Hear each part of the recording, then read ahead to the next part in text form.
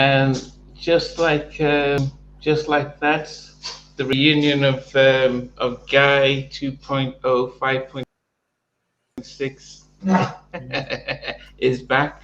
How are we all doing this evening? We're back. We've got Guy 3 in the building here, VJ, Namdi, myself, Guy 3 here. We're waiting for Gatling to show up, so and then that'll be the four of us. That's it.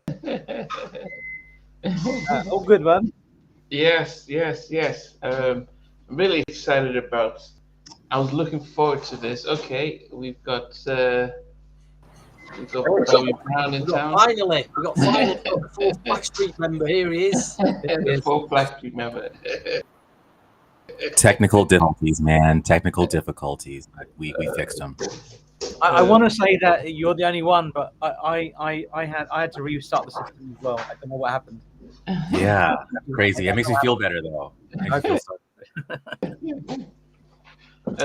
Baseline G, welcome. Zay, welcome. Now from Minneapolis, welcome. David, welcome. David out Dio, Macaso. TJ, welcome from Philly. Welcome. Yes, hopefully the Eagles are going to go all the way to this season.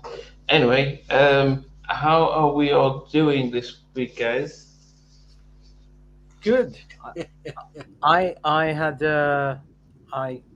flew into. I had a meeting yesterday in Paris. I flew into Paris yesterday, and I came back this morning. So less than 22, 23 hours in Paris, and that was good. Andrew, you'd find this interesting. One of the chaps I met yesterday was the musical director. Actually, you'll all find this interesting. Musical director for Arsenio Hall's show. Wow. I love it. Yeah, but that as the Yankee here, man, Arsenio was he was so pivotal to being alive during the Ajax Wing era. He really was. That's awesome. Yeah. I love it. Lovely guy, and just I didn't know that. I didn't know that yesterday. Then I googled him today. I'm like, oh shoot, man, he was awesome. Okay, so you can ask him any question about how do I know? You know what I mean? No, sorry. One thing about the Arsenio Hall show is he had a rule. There was no lip syncing allowed. So I remember finally showed up. Like they only showed up after. Oh no. Okay, it was Andrew. It's frozen slightly. While we wait for Andrew to unfreeze himself. Last exit to Brooke and Mac. Welcome, Colin. Colin is in and out as he has a show. My goodness. So when during the encore, he'll come back. Empower PG PT coach. Welcome. Nice back. Talk about Michael movie trailer. Yes, we'll add that to it. Let me Miss Samuel bonjour. Actually, VJ was in Paris. Should have said hello. She's the party. Welcome. All right. As you were saying, Knight, before you. Yeah, I'll keep it quick. Basically, long story short, like that musical director could talk about that rule. You know, some of the best Arsenio Hall show performances were because the rule was you could not lip sync on that show.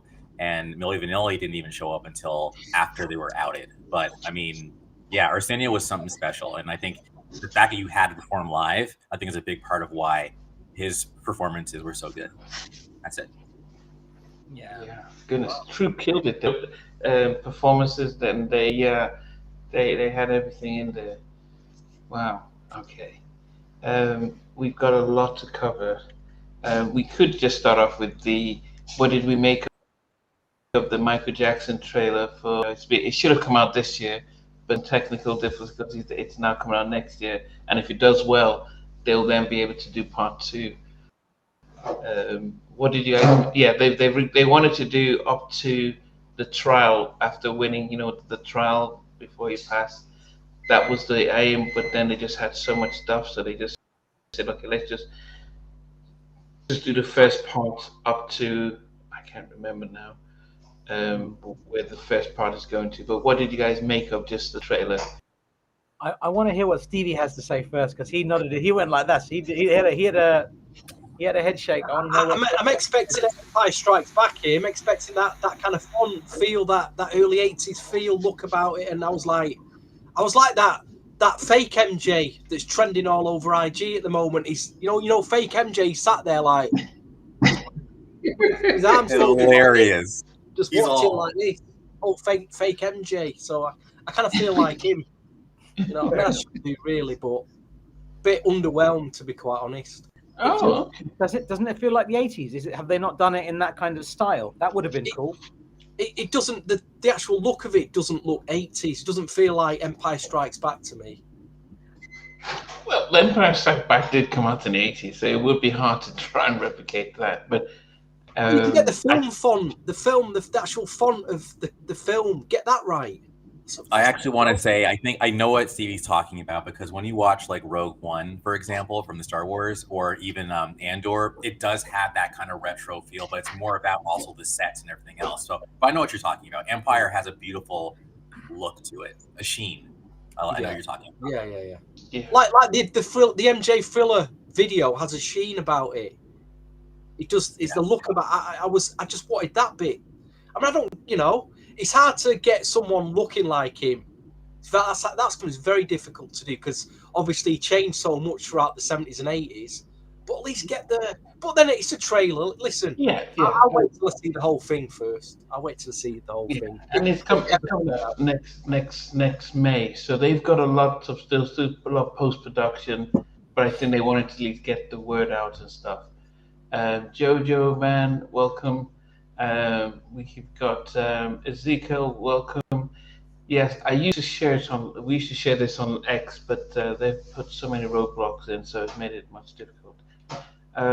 The other big news, I mean, we were here talking about Guy 3 versus Blackstreet, but Teddy and Co have made it official, Guy 2.0. They've got Styles, who used to be in Blackstreet 2.0. They've got LJ Robinson, former lead singer of Profile. They've got Ray Lavender, and Teddy's son is in the picture as a member, and then Teddy. So there's 5 of them. Are you forgetting someone? Gene Griffin 2.0, the new manager. It's like Gene Griffin 2.0. They got a new big manager there, big burly manager. It's all coming back again. It's all looking great. So I have a thought on Guy 2.0. Yeah, because you haven't commented. I didn't see any comments from you on IG or anything when it got posted. So what are your thoughts? I like the idea that Teddy's creating new music. I think that's great. And I hear that there's some good music coming out. But I don't understand calling it Guy 2.0. That makes no sense to me at all. That's my only thing. Call it, I don't know, Bob. Call it anything. I don't care. New group, a new title, new group. I would have preferred Black Guy. Black Guy. Something else, man. But Guy 2.0 just seems wrong, man. It just Guy. There's only 4 members of Guy in its history. So when you add other people, it becomes like how Blackstreet was. It's a bit, doesn't make any sense. The Black Menudo. It's like antagonizing the other members. 1,000%. Antagonizing the original members, really. Yeah. No, but there has been a falling out, right? Teddy said some stuff. I mean, I don't know. He said some stuff, man. Yeah, it was posted. It was posted.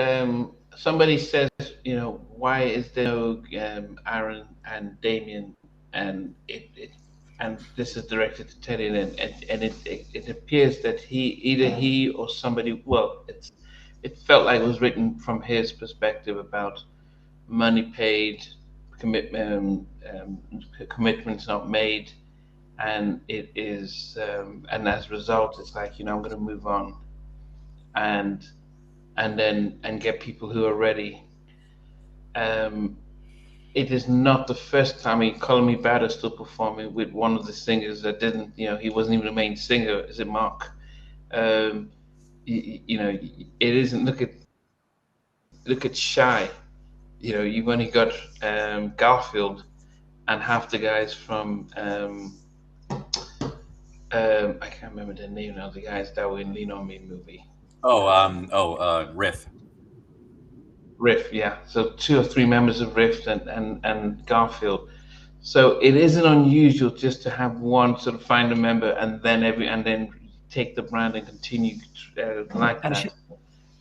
Shout out Go to ahead. Karen Anderson. She was the co-writer on Don't Leave Me. I messaged you, Karen. I'm glad you joined today. That's great. And I agree. There should be all the original members of Guy should be in Guy. That's how it should be, I think.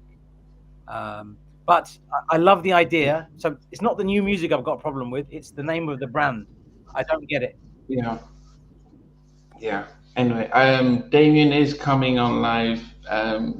I think next week or so to do it live, to talk to give you his thoughts, give everyone his thoughts about how he feels things are. Yes. Sponsored by Orville Redenbacher popcorn, right? Sorry, I had to. But I personally, yeah. So it's hard for me because I think there's certain. Stevie, listen to you had a very, very different view than the rest of us when we chatted. I wasn't sure at first. It's when I saw them clips in Japan when they were performing, and I was like, yeah, wicked. I'm all for it now. I just wanted to see him perform and what it was like, and they can do it. They're young, it's a young man's game, innit? They can sing. The voices are there. Mm-hmm. So he's surrounding himself with a bunch of youngsters who've got the energy, can sing.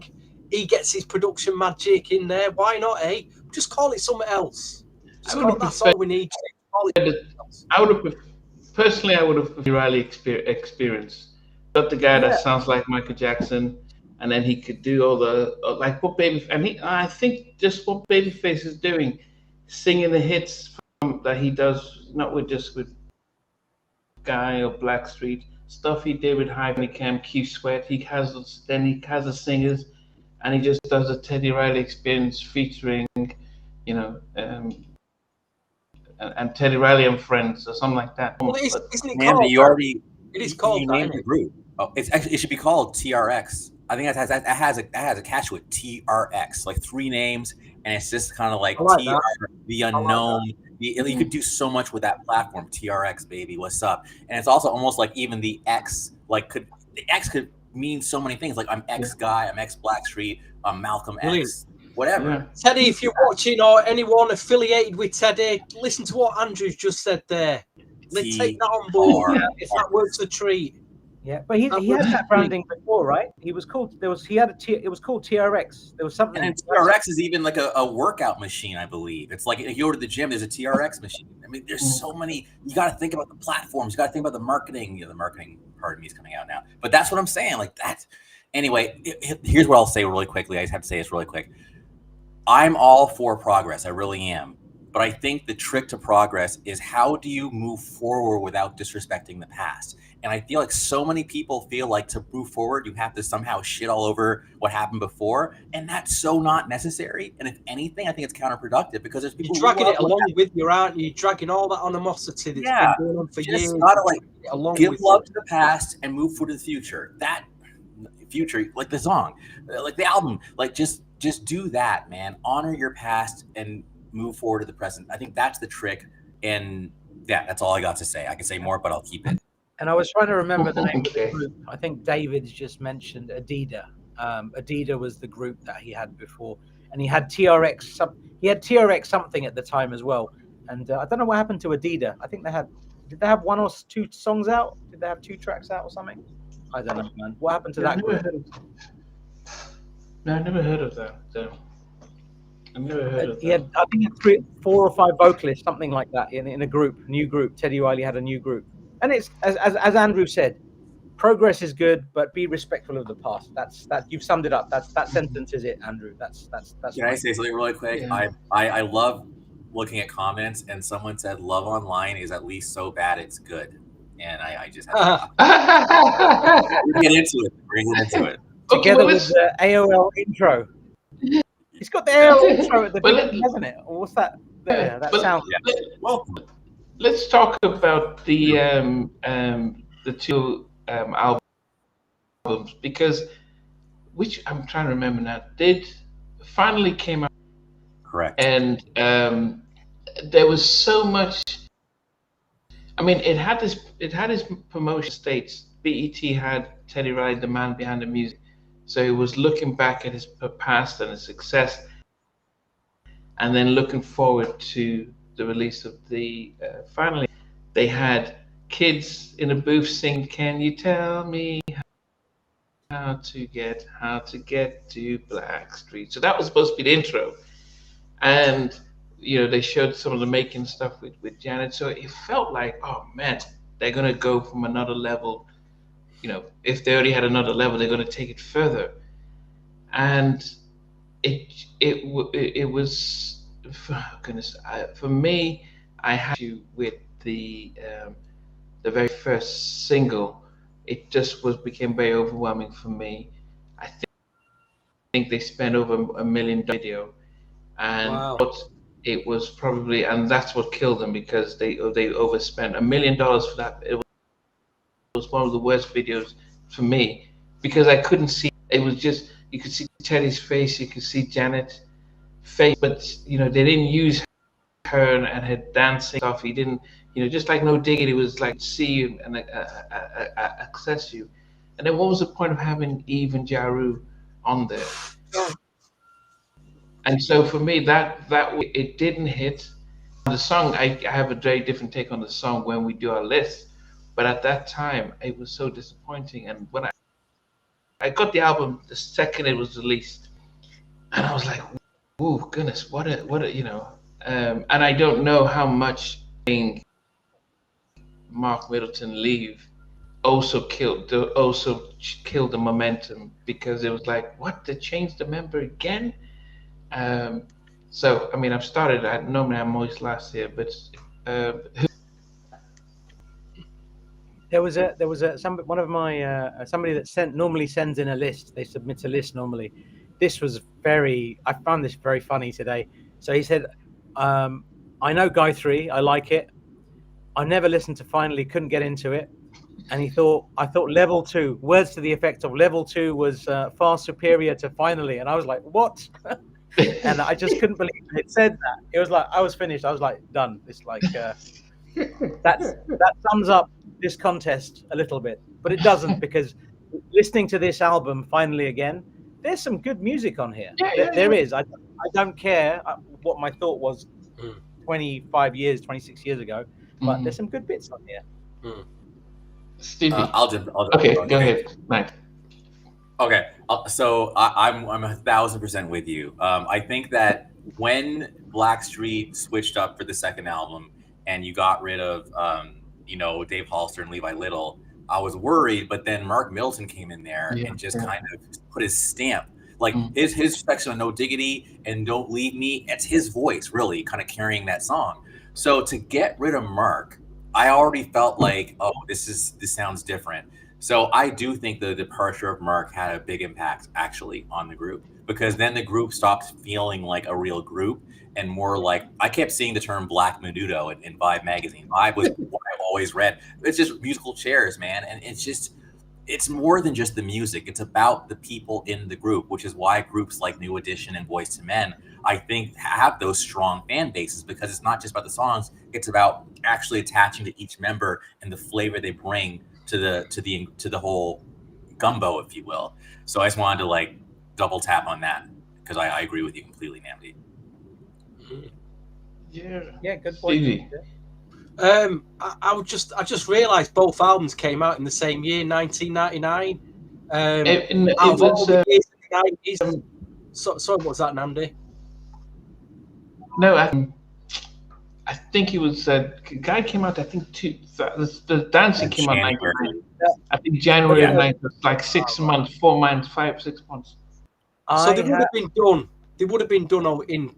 They were 100% done in 1999. I had the Guy 3 album in. I got the Guy 3 album, the promo of that, and the promo of D'Angelo's Voodoo album in December 1999. So I was listening to both of those albums in 1999. Just. So how did he manage two groups then? with all them egos in the same year. That's how did he do it? Well, from what I'm reading, Finally was recorded like in '98. It was supposed to actually come out like late '98. It was pushed back to March '99. So that's when that one came out. Oh. And then Guy 3, I'm looking on here, January 25th, 2000. I do remember getting the Dancin' promo, which I still have, by the way, back in summer of '99. And I just remember being so excited. And then the album came out, and we'll save my thoughts for later. But yeah, so I think it was like back and forth, and it was almost like Teddy was like, all right, peace, Guy. And then we all know what happened after that too. I mean, what's exciting? That, like you say, hearing dancing, and you're thinking, wow, if this is what we're hearing, what's the album going to be like? I do remember that excitement. Yeah, it was incredible, man. Dancing was incredible, man. Yeah, but it was Eddie F. No, it was actually forgetting his name, Darren Lighty. It was Teddy, Darren Lighty, and Eddie F. And but didn't it? Well, it was Darren and Eddie did the track, and then they brought it to Teddy. Then Teddy joined in on it. But in terms of like years in the 90s, I always felt 1999 was, in terms of musical release, it was the worst year out of the 90s for me. I don't know what happened that year. Maybe people were saving things for the millennium, for 2000. They didn't want to put it out just before, you know, the new millennium started. So I reckon record companies are holding back on things. I just didn't think that year was very good at all for releases. So, I didn't like the sound of it. Eric Williams didn't hold back when he was very too honest. Actually, it was very hard because he was very honest, and I was like, oh goodness, Teddy's not gonna. Labels were going through mergers, and Jimmy Iovine told Teddy, look, hold back on Guy 3. On Finally, because you know we're buying labels and we're moving around, so we don't have the budget for it. Teddy was a little bit late. It turns out he was insistent. No, we want to put out now, build our momentum, and spent $1 million on the video. Wow. And it didn't hit, and they got dropped. This was a guy who they just come up another level, winning the Grammys, selling all this stuff. It should have been whatever you take, but they pushed it back because of the industry merging, and he was insistent. And if it didn't hit, Ron, it's but unfortunately, finally, it didn't seem to have the records that you'd want. And I kept thinking of the A&R, what could I have done? I might have still kept Boyfriend, Girlfriend, but I would have had a different video. I would have taken advantage of Janet and her dancing and all that stuff, and then had, almost like what's the West Side Story, Janet and her girls saying, there's something like that, so at least we can appreciate the dance moves and stuff. But when it was just moving around, I'm like, who's where, what's going on? And then the motorbikes, and the production is a miss, and it does nothing to connect us. And then probably the follow-up single, there were some other good singles that they could have pushed out, and it just didn't work out. Who else? Actually, did you know that in Dancing, Eric Williams was singing background? I asked him, but he was not accredited. But Darren says that's how things were. But they were, and half of the songs, but some of the songs on the Finally album and on the Guy 3 album were from 911, which was supposed to have come out. Muchos, they had the album ready to come out, and MC were ready to push them out, but then Teddy took songs from that album to use for what he did, and didn't. He says Mucho says he didn't want them to compete with them.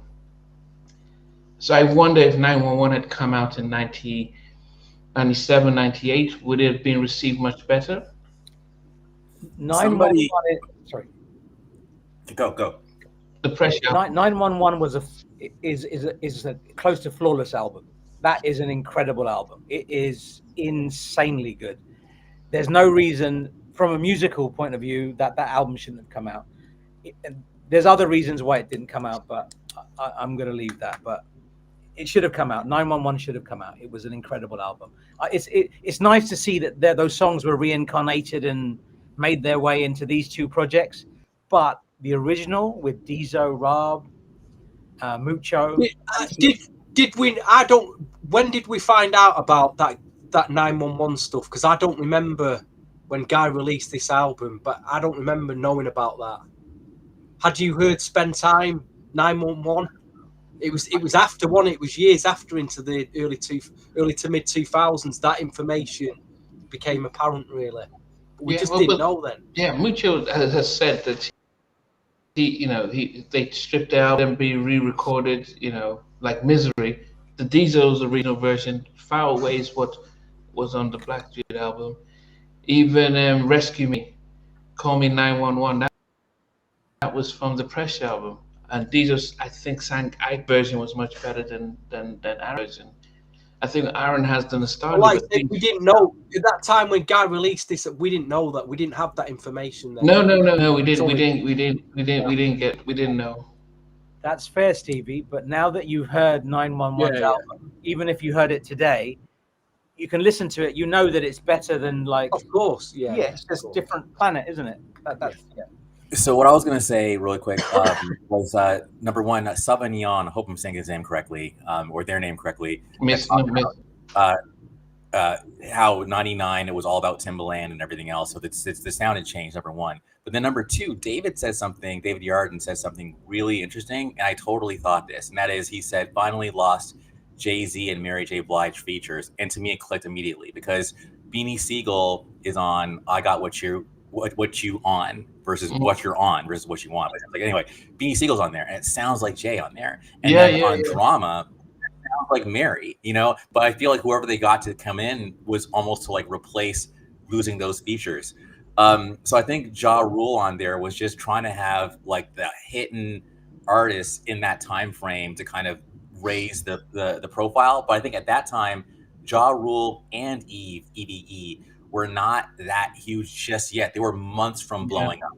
But I just think it was, it's, anyway, I just wanted to make that comment. But I think Mary recorded for Drama, and but then she told Jimmy Iovine that she doesn't want to release that version, so they had to re-record that. And she was upset because Teddy was supposed to rap for her and Eric was supposed to sing the track, but Eric they couldn't vibe. Eric isn't that type of singer that like Casey. He said he doesn't ad-lib. He's give me the song, I was a vibe, and he couldn't do that. He said it wasn't his style, and the fact the recording session, Mary got upset and said, "That's it, take me off that album." And so KC ended up recording the song with her. So then, but in the lead up to the release of the album, we knew that, expected Mary to be there. We knew about those features, and when we didn't get them, it just added a layer of what's this? Disappointment. So that's the finally album. I think the Guy 3 album was a surprise to me because Wildest Dream, I thought that they will reconnect and then and record something together, because the last we saw of them was when they did the New York on the Covers track, and they just dropped it and disappeared. So it was a surprise. I don't know if any of you knew they were recording that album. That Guy 3 out of nowhere. I just started New Jack City radio show at UC Santa Barbara, summer of '99, and then someone came in because I was at the station, and hey, look at this promo, man! You're talking about this New Jack City show. This is New Jack Swing. I'm like, holy crap! It was so exciting. Yeah. Wow. I mean, so, but I don't know what it just felt like. Finally, didn't blow up. What if finally blew you? Download the Guy album, because then after the second video, it didn't. They go, okay, well, I'll just go. MCA said, here's some money. somebody just mentioned that Jeff Red was the A&R at MCA, and he said, and they were able to them together to do the Guy 3 album.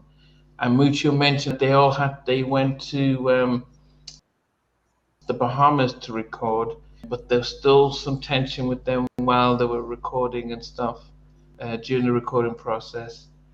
I would say that they sound like two different types of albums. One felt more natural, and the other one felt a little bit more mechanical, which is almost like Teddy was going, that Take Me There.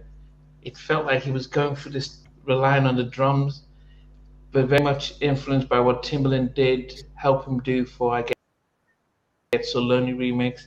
And he's in love with that type of the production style, which I didn't really like. I didn't like Take Me There, but it blew up. But anyway, yes, I think we've kicked this out of both albums. God knows how our rankings will be. End the show. I'll be honest, we could have End the show. We could have done a top 5 instead of a top 12. We would have just done a top 10 instead of a top 12. If we have 30 seconds, I just wanted to show you guys a couple of things just really quickly. This came out in July. It's a high fidelity pressing of the Dangerous album. The audio quality is just spectacular. If you are a record buyer and you like good quality audio, this is insane. And this was a gift that I was given yesterday, and it was a really nice gift because the song that didn't quite make this album but was on a bonus track, what was it, on Cry or something like that, was Shout. And that is a remix of Do It. So Do It is sampled in just thought pretty cool. Anyway, that's it. Okay. I thought you was going to show us your Guy CDR promo with that. I have that. So that has it had a bonus track. It had a bonus track called Diamonds, which is a very, very nice track. Discogs, they've not even listed that on Discogs. It is on there, but I think somebody's listed it as a US copy, and it's not. It's a UK copy. It's the same one. I had one and I stupidly got rid of it. Don't know why. It's hard to get hold of now. Really hard to get hold of. I got rid of it. Very stupidly got. I paid £1 for it. It was I found it in £1 in an exchange shop, and then I got rid of it. Don't know you why. Couldn't get it for £300 now. Wow. Yeah. Crazy, isn't it? Yeah, DJO, they say that they bonus tracks. How many bonus tracks? You said Diamonds? So there's a track called Diamonds, which was on that MCA promo, the Guy 3 album. There was another track that Guy had around the same time. It sounds like an Aaron Hall solo track. It's called Fooling Around, but it was meant. Some people say it was meant to be for this album. And the other different version of this album is the Japanese version. And a lot of you will remember the Don't Leave Me remix called Goodbye Love. So imagine Don't Leave Me using the sample from Goodbye Love, and then Teddy doing his thing for that in 96, 97. And then Teddy using that remix and then sampling that on the original Goodbye Love and adding that as a bonus track on the Japanese only track. It's insane. That version of Goodbye Love is absolutely magic. That would probably make my number one had it been allowed to What be. about Finally then? Was the different bonus tracks on the Finally album? Different editions? Yeah, there were a few. David mentioned there was a Teddy's Jam on there, and there was the Drama with Mary J. Blige, which was on there briefly, and then it got pulled. They're the only ones I know of. Oh, and Confused and On the Floor. I thought it was the Jap version of Finally with a different, because the bonus track we got in the UK was, what was the bonus track? On the Floor. Yeah, and Japan got a different bonus track. Confused with Rodney Jerkins track, Confused.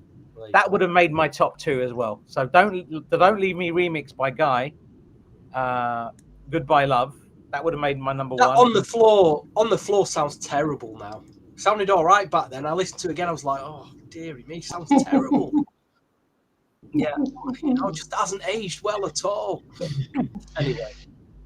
So, guys, what we do, when I'm saying guys, I'm talking about the viewers. So, what we normally do is we're going to rank our top 12 from 12 down to 1. The rule was we had to make sure that it was an even battle. So, you have 6 from the Finally album and 6 songs from the Guy 3 album, and then we make our top 12. I thought I was saying, hey, should we do a top 16? And I'll do a top 10. So it felt like we were thinking that there were enough good songs on both albums to. Well, I think maybe the Finally album we didn't get as much love as expected. So I will start, then Stevie, VJ, and Andrew. And it'd be great if you think of 6 songs from both albums, rank them in the top 12, and then you start at number 12 down to 1. And I would say that I have changed my list maybe more than any other list. Wow. Because what I did is that and in fact, my number 1 was 10 times. I put them, just frozen again, or he's probably smoking a blunt. I don't know. What it could it be? He's on the Michael Bublé. Yeah. He's on the Michael Bublé there. He's brilliant at musical touches, I tell you. Okay, I just thought you were trying to on the old Michael Bublé. You pose like that. Yeah. Okay, so I was just saying that my list changed. Even this morning driving. This morning I flipped some songs around. But at number 12, this song was number 7 yesterday morning, but it's gone down to number 12. I think at the time I hated it, but then listening to it now, I think I said, actually, it was a good production. The beats were good, and maybe it was just not ahead. It was ahead of its time, and maybe I just didn't like the video, and that is Boyfriend Girlfriend. Wow. I think it was a waste of Janet's. I think the video was just a video, and it probably doomed the song. And the fact that it cost $1 million at that time, it was videos to be made, and it was one of the worst. So I think I put this on the list because I think production-wise, I thought it just sounded like, wow, this is a nice beat and everything. So that's my number, Boyfriend Girlfriend. And I recently saw a video of Janet performing that at one of her new shows recently. Wow. Well, when she was doing her tour, and maybe I don't know where it was, but she was performing the song, her voice parts of it and stuff. So she made people the set list, but she did perform it, so she did appreciate it. Yeah, Stevie. After going back through that Blackstreet album, finally, I found it so hard to find 6 songs that I actually like on this album anymore. I'm stunned. Wow. 4 tracks that I like, yes. 5, maybe 4.5, 5, just about 5. My 5th one was even. I don't remember listening to it much, but it sounds all right now. But I've started at number 12, and this is how desperate it was getting. I've gone for the Blackstreet interlude at number 12. The one, is it Little Mo? I know it sounds like Little Mo. It sounds amazing. That actually sounds, the start of it and her singing sounds incredible. Then it goes into that really bad Jackson's cover version, which is horrendous. Dun, dun, dun, dun, dun. I'm like, oh dear, that's terrible. But the interlude, what an incredible start to the album. That interlude, amazing. The fuck, man. Yeah, I don't know if that was an internet. So it was Can You Feel It, but intro. So it was a double. No, take the Can You Feel It bit out. I'm talking the bit before it, about a minute and a half. It builds up and then there's a girl singing and then it winds down and then Can You Feel It comes in. That bit there is bliss, is heaven. Okay. That's just that bit there. Okay. VJ, what about you? So mine, I had this song much further up, but I've got a feeling that none of you. I don't think I'm allowed to submit this song. It's one of those ones that I've just tried to finagle in there. No, it's cheating again. It's cheating. It's a Veed special, trying to slip one past Namdi. Special edition. Special That you won't edition. notice. So I was going to put On the Floor in my list, but I'm not gonna. I'm gonna leave that out because it was on the album, but it wasn't, as somebody pointed out, it was a hidden track. So I'm gonna go with the Janet Jackson Blackstreet track "Girlfriend Boyfriend" at number 12. I think for what that track represented,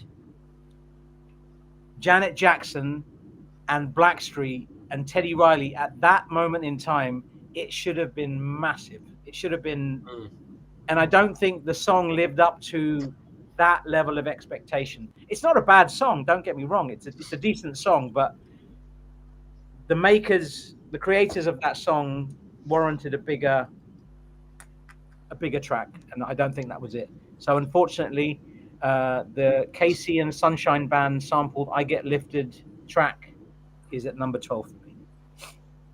Yeah. Wow, this is going to be a very interesting show. So you agree with Namdi then? I do, 100%. Namdi is on the money. I think I'm the only finally fan in here. No. If you see the final list, I think you're going to find it interesting. You're going to find that really interesting, dude. All right, cool. So, yeah, I'll reserve my comments for boyfriend, girlfriend later. My number 12 is actually Love Online. I remember my guy. And I remember just that whole Y2K era. I'm like, this is a testament to how to make your song dated, right? Because like now when you listen to that song, it just sounds so like email me, like what? Like who? Like what? It's so terrible. And there's so many other songs that used to do, like Prince, God bless him, but Prince had a song called like Email, and then he had another song called My Computer. I actually like My Computer, but it's just kind of like, it's just when you listen to the lyrics, it almost shows how you didn't really totally grasp like what the internet was, but you just wanted to like, I don't know, whatever, man. But Love Online is like, it's just quaint, and yeah, I just can't do it. So anyway, Love Online's number 12. But I will say it was at least, what's the word I'm looking for?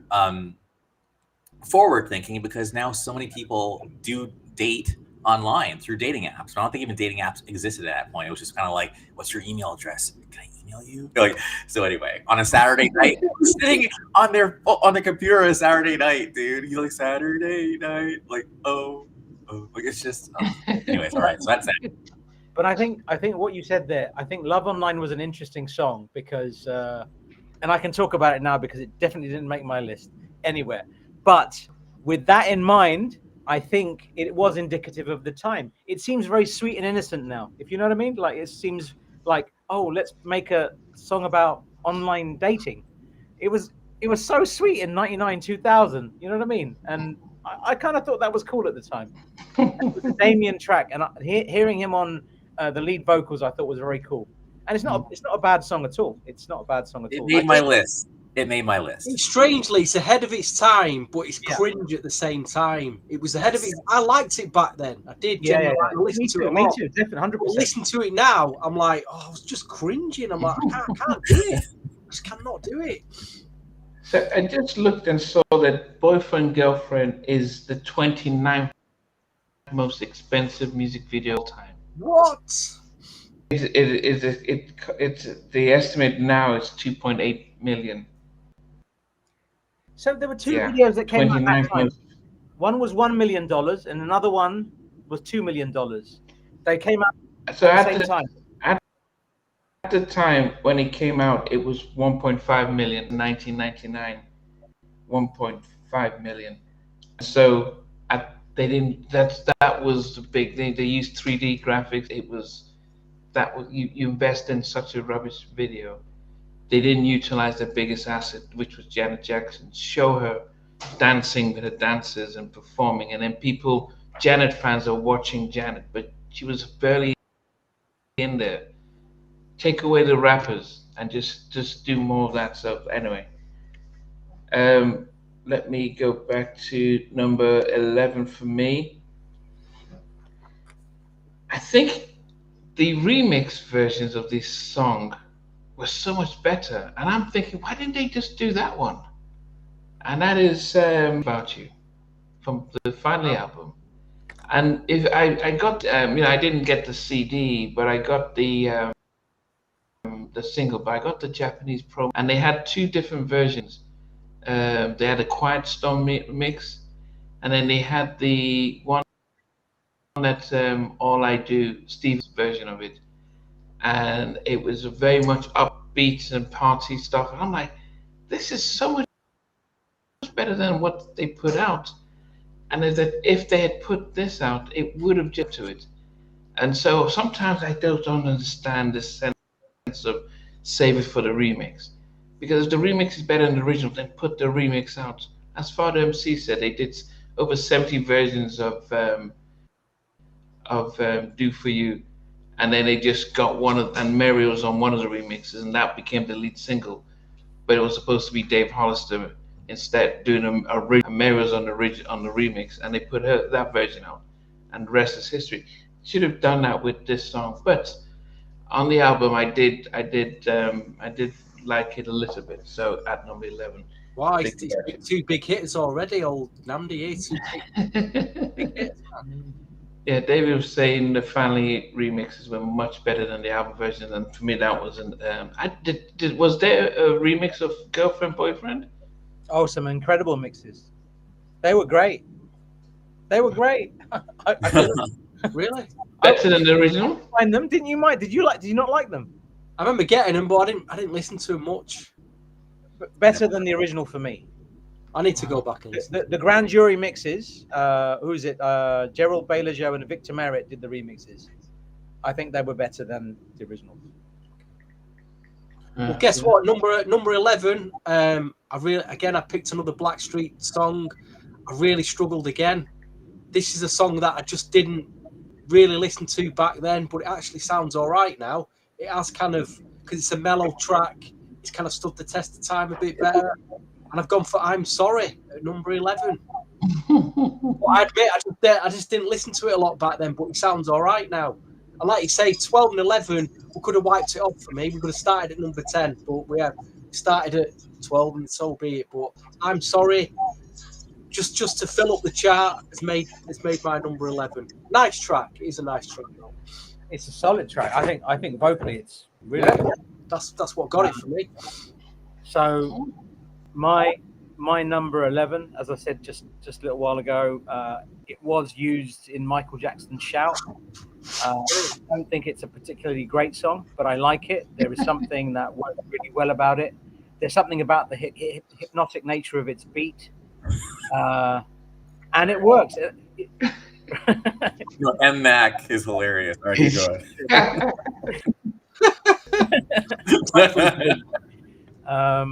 So my number 11 is Guy, Do It. Oh, I love that track. Which song? And it's it's a fantastic track with background vocals by Antoine Dickey and Teddy White. I'm surprised you put it down at number 11. Very surprised. Which song? Do It. Yeah, I'm surprised it's on your number 11. That very surprised. Is this one of Teddy's rapping? Got to do it. Yes. There's a video for it. There is a video for it. Is there? Yeah, there's a video for Do It. Wow, that's an absolute banger, that track. What are you doing? You are going to love the video. You're going to watch that on loop, mate. I promise you. It's a great video. Awesome. If Guy had more of that stuff, that kind of energy that they were creating with their videos, man, that would have been cool. But anyway, Do It, number 11 for me. Wow. All right. So my number 11 is actually another Guy track. You're going to see a trend here, Mother Evers. And this song is 2004. And the reason why 2004 actually has cachet with me is when I actually made the website for NJS Forever, the forum was actually made in 2004. I remember racing the clock. It was December 2003 when I set up like the PHPB stuff and everything, and then like this has to drop in 2004. It has to, and then sure enough, I think January, I don't know, maybe it was January 4th. Like the forum went live. So I just felt like that song was almost saying, hey, in 2004, the New Jack Swing thing will live on. And somehow, like, the universe said, hey, Andrew, if you want to build this ship, do it. So that's why I picked 2004 back then. And last but not least, 2004 sounded super futuristic in 2000. And it reminds me of Prince. It reminds me of Prince in 1999. I feel like he was trying to capture a little bit of that too. So there it is, number 11, 2004. I thought 2004 we were gonna have flying cars or something like that. I legitimately thought that this morning, man. I literally thought flying cars, like, and here we are with the internet, 2025. But yeah, it sounded super futuristic. I totally see the Prince connection though, and I see why you picked it. It's a nice song. It's a really nice song. 2004. Okay. Yeah, it would be if you do see the video, if you share it, because I don't think I've seen that. Let me get back to my playlist now for top 10, and I think this was a Guy album. A Guy, yes. Yes. The video might have been, I've just remembered, it might have been on the enhanced copy of Guy 3. It might have been a feature on the CD. I think so. Yeah. I mean, Mr. Jojo Man was saying that it was in the middle of the dance video. Yeah. Okay. Number 10 for me. I think it was interesting to find out how this song was made, and it was a little bit higher, but then on the balance of things, I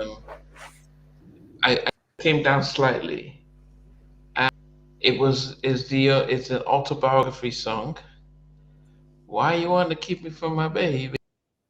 I mean, Aaron is singing it like, man.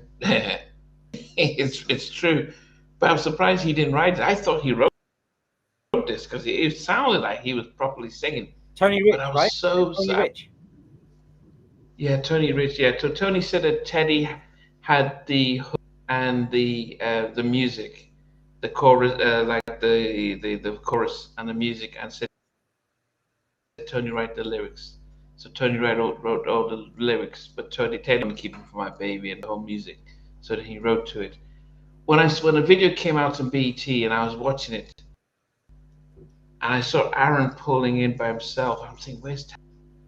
Oh my goodness, is this it? As soon as I didn't see the rest of them in the video, I just thought, oh, why? I mean, Dancing was number 5 on the Billboard 100. It was the highest charting song ever in their history. And now they're following up with a slow jam. Only Aaron's shown up in the video. And I thought, oh, goodness gracious. But anyway, it's one of those songs, the staying power, As I Miss You, and other tracks. And I don't think it should have been the second single. I think there are other songs that would have been better. And I think it sent mixed message to.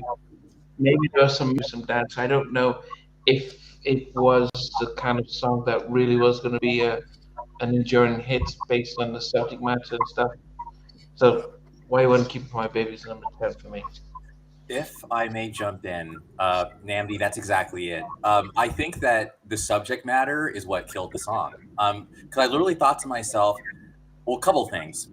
David, you're right. I remember reading about the Guy 3 album in Vibe, and they talked about Gloria Velez, and they called out the song as having really good vocals. And I do think Aaron's vocals on that track, especially at one point, he goes like, "My baby boy," like it's just like soul into this track. It's amazing, right? But can you think of another song about custody, child custody, that's been a big hit? Like it's too messy of a subject because you don't know. Okay, well, what did you do to get yourself in this position? Like, you know what I'm saying? It's just it's too icky, you know. And anyway, it's the subject matter, but the vocals and everything else was great. Yeah. But the subject matter killed it, unfortunately. Yeah, I agree. yeah. So I think it just I didn't enjoy it at the time. I've appreciated it now. It's a quirky type of song. You don't have many dads singing about it like that. I think if they'd had a different subject matter, like that's why I Miss You was such a big hit, because it just felt like everyone can, that bereavement stuff, and we can all connect with that. I think, yeah. Anyways, number 10 for me. But you're right. It was vintage Aaron Hall, and that was great to hear him sing with his emotions. Baby Mama Drama with Dave Hollister. Did that one do well? That was brilliant. I love that song. I thought that was a really good single. But was it a commercial hit? That's my no. You're right. No. Just for my ears, I don't. Billie Jean. Well, Billie Jean was like about stalkers, and he was like, "Man, I don't know who she is, man." So I think that was a very different. And that's not custody, man. It's just like I'm talking about my kid, your kid, tug of war, like. Yeah. Poor child, yeah. Stevie. I must apologise this evening, viewers. I'm feeling like the AOR rock group Foreigner. I'm feeling cold as ice. Cold and all bummed up. But looking back to the late 90s, I was still in my Grace Jones vibe. I was still nightclubbing, doing a bit of the old bit of the old what was it called, Eddie? The Electric Avenue vibe. Eddie, what was it called? Eddie Grant. Eddie Grant. I'm gonna rock down to Electric Avenue. Yeah. So for me, girlfriend, boyfriend, I was hearing it in the clubs, doing a bit of dancing. Didn't mind that track. Had to put it somewhere because I do have memories of hearing it in a club and doing the old foot in the club. So number 10, Blackstreet, boyfriend, girlfriend. That'll do for me. Number 10. Okay. I've just seen the Switch Beats version of it, and sounds really good.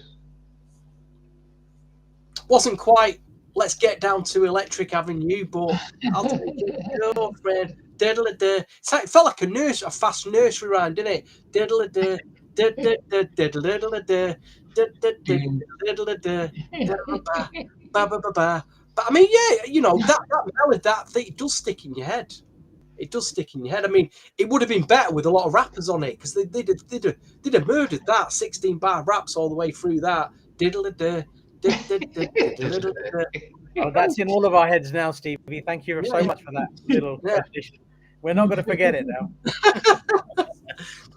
I think this is funny that Billie Jean was Maury Povich before time, not the father. You're not the father. You're the girl. My number 10 featured vocals from another Teddy Riley group that never came out. 8th Avenue were on this song.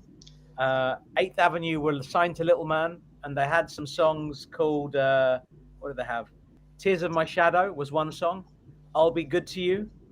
What was the other tracks they had? Take It No More, Can't Take It No More, and You Stop Loving Me.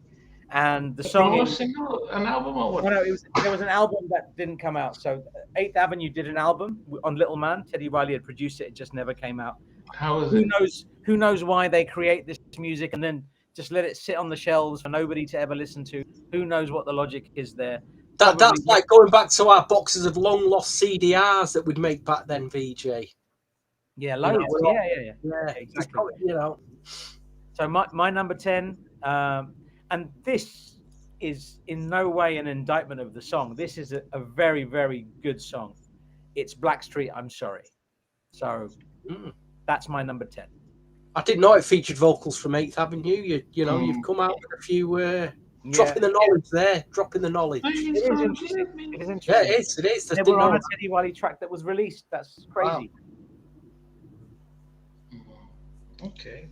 Andrew. All right. So my number 10 is notable because it's the first time Blackstreet appears on my list. Wow. So yeah, so you guys see where I'm going with this. And this song, I'm guarded when it comes to, I'm big on associations. So if I like a song, but something bad or something negative happens while that song is playing or whatever, it'll tarnish the song. So I remember first hearing this song and going, it kind of reminds me of a little Stevie Wonder with a little harmonica towards the end. And yes, the song is sweeter than saccharin. It's like a saccharin, sappy, corny song, but it also sounds pure.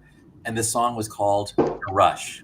And A Rush was also very kind of boy bandy. And at that point in '99, that was actually selling records. So I'm like, if you want to compete and sell records, you got to have a sweet song like All My Life by Casey and JoJo that can actually cross over and make you a whole bunch of money. I bet you that's their biggest hit ever, you know, and money matters. I'm sorry. I mean, yes, it's more about the money. There's more important things than money, but you need money to keep the lights on, have your hits, and then do your real shit, and then like balance, right? Anyway, my girlfriend at the time hated In a Rush. Do you know why she hated it? She hated the lyrics. Sometimes I cry, but I can't tell you why. I feel what I feel inside. She's like, what? You can't tell me why you love me? Man, F you, out, you know? So for me, I remember thinking to myself, like, lyrically, they were slacking. Like, they should have come up with better words, because you have to think about your target audience. And your target audience might be women, and the women might actually care about the lyrical content. So when you write, it came over me in a rush, but I can't tell you why. And actually, I had to hit, I can't tell you why. And it's just kind of like, it ruined the song. It was like you were almost there, but you didn't quite stick the landing. So even though the song is tarnished for me, it still made my list as the first Blackstreet song on my top 10. And I can't remember what it sounds like. Cannot even remember what it sounds like. It has Stevie's harmonica on it. And I did think, you know, Eric Clapton types, you know, that kind of song that Change the World. Yeah, Change the World. It could have been, but could they have done? And I wonder if they would have gone, if they had gotten Stevie to actually sing a hook or something like that, and just not, and then they used just have him on playing his harmonica at the back. They could have had him singing. I think they missed a bit. Yeah, if he could play the harmonica, he could have taken a verse or so. Did you know that Stevie Wonder appeared on a Julio Iglesias album? We do now. Which one? Yeah, I found the album in a chart. I thought I'll take it. It was in a challenge shop. CD. Julio Iglesias with Stevie Wonder. I thought I'll try this. I forgot. He actually is on an NSYNC song too. It's called Someone Like You. And Stevie was just collecting all the checks back in '99 or 2000. Some Korean boy band, I guess, covered In a Rush, by the way. So I think that's pretty, you know. Yeah, I can look it up. Yeah, you know, Teddy was one of the first to go out and do the K-pop stuff back in that time. And Max on his second drink. He's had two swift halves. But Andrew, you've said something fantastic there. We're very interesting, and I never thought of it like that. So thank you for sharing that. What Blackstreet must have been trying to do was to create a song like that, which was for that commercial crossover. And now that you've said that, that makes absolute sense. And Marco's mentioned it was a Warren Campbell Baby Dub co-production, that blows my mind. Like when you have producers combining as well, like Warren Baby Dub Campbell and Teddy Riley on the same track, my brain cannot process that. That is too cool for me. That's and Warren said it was to him was a great honor that Teddy to add to that, add his vibe to it. Number 9 for me was I think the song that sounded like a Blackstreet track, and this is a Guy 3 album. But what I liked about a lot of the songs on this album is that if I was to rate it as an album that had the collective involved, I would put this up above the other Future album. If it's based on the collective, the fact that all three of them are singing, and it was Aaron and Teddy and stuff. Um, but as I said, this is the song from Guy that sounded like a Blackstreet track more than anything, and it's telling me. And so this was almost Teddy going back to that production vibe with it. But I did like Damon starts it off. You bring in Aaron, and then Damon sings a little bit, and then Aaron closes it off. Yeah, so that's number 9 for me. Telling me more. And Namdi, there's an interesting comment there by Big O2K, and I think that's spot on. It's like having Andre 3000 having a feature of him playing the flute. That is exactly right. That's it. I remember Stevie's on this album. It's almost like everyone backed out. It's like, Mary, Stevie, okay, I'll just play the harmonica, but I ain't singing on this album. It's like, why? What's the point of featuring Stevie if he's not going to sing? But then Stevie would argue he's arguably one of, if not the best harmonica player ever. He's just incredible harmonica. Yeah, but if we did, Teddy could have just played the piano or something. We needed to hear Stevie sing it something. And probably he could have co-written. Yeah. And added some more flavor to it.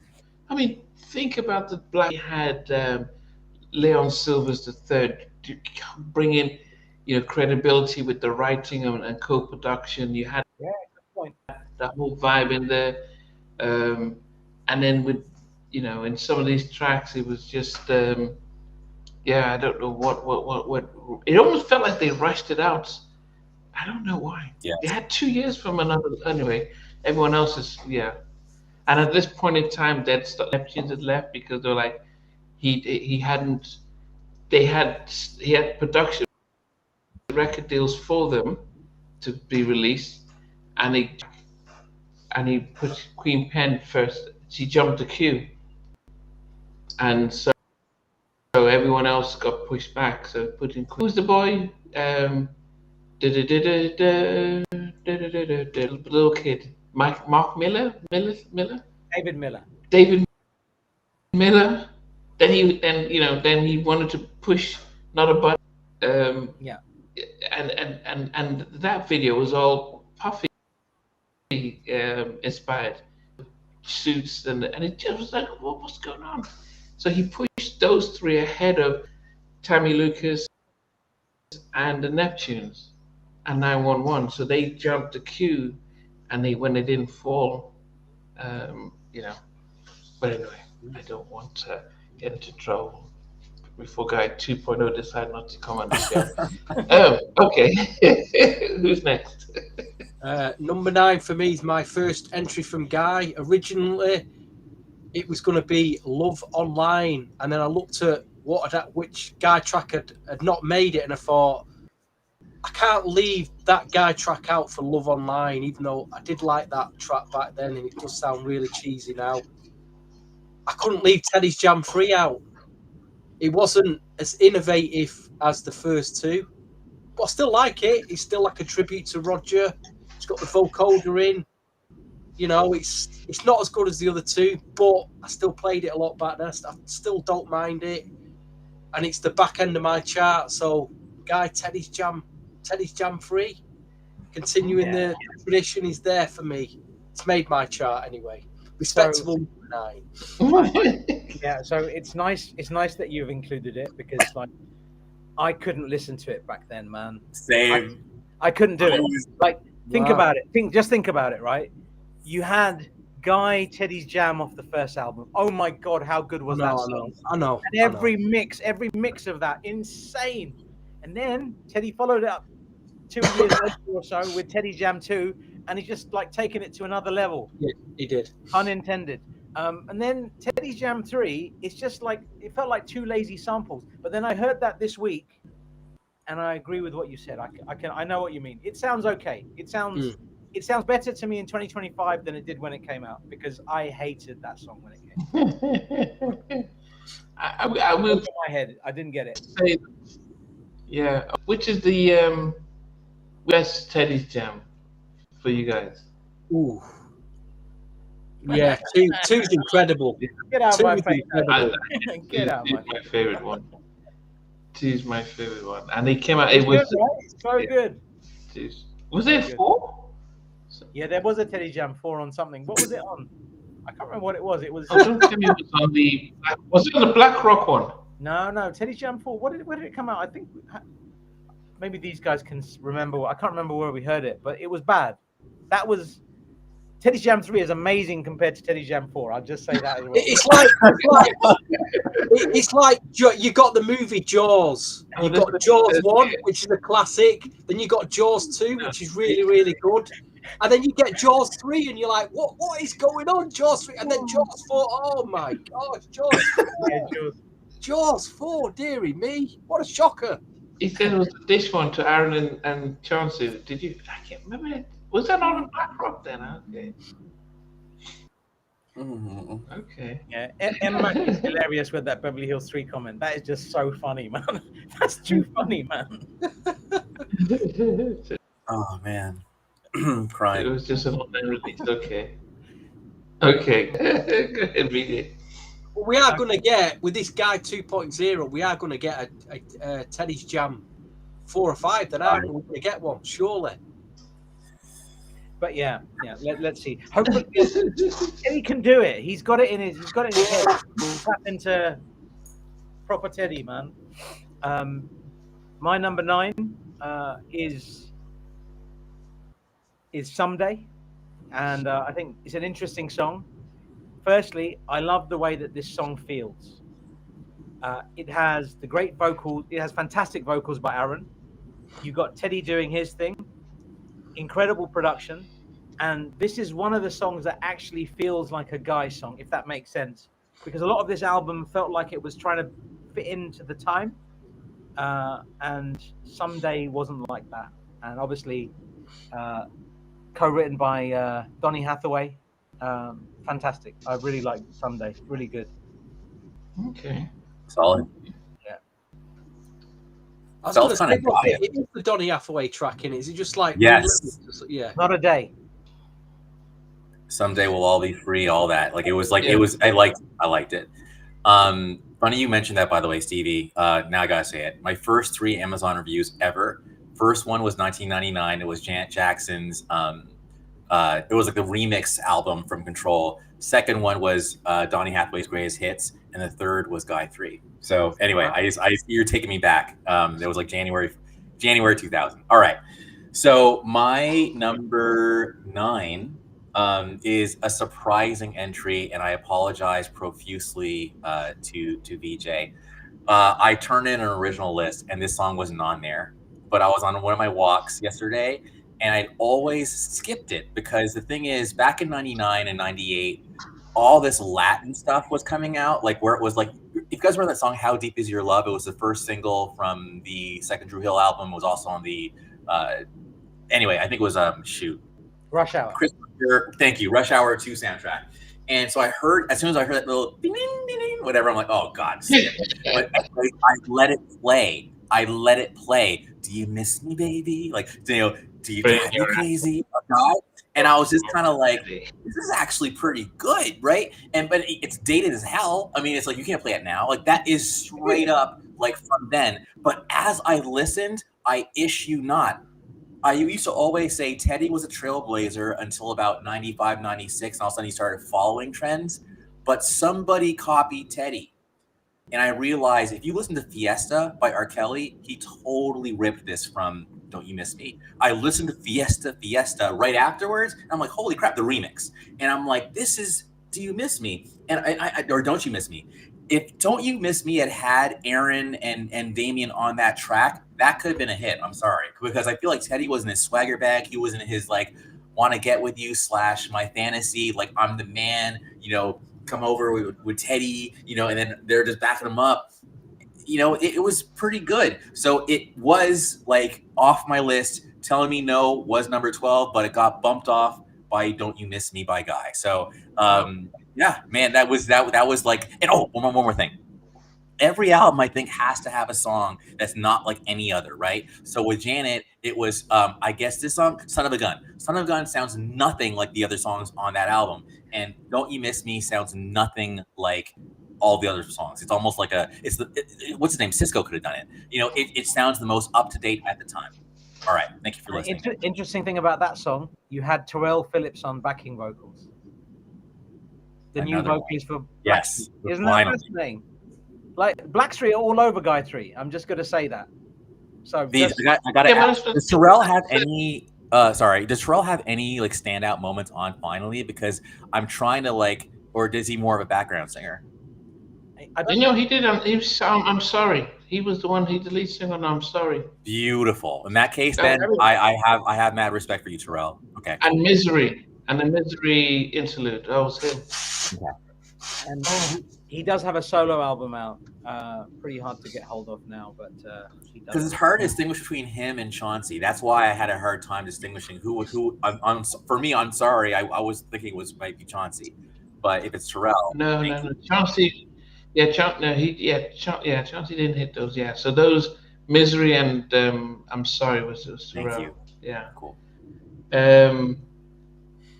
So number 8 for me is it was a song that at first I was surprised that it was on the album, but it brought back great memories. It doesn't matter if you're black or white. I'm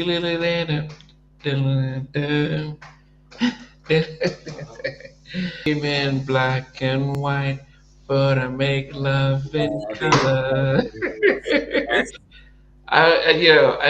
Matisse couldn't paint another picture. That's a Chauncey. You could hear Chauncey in his soulful type of vibe.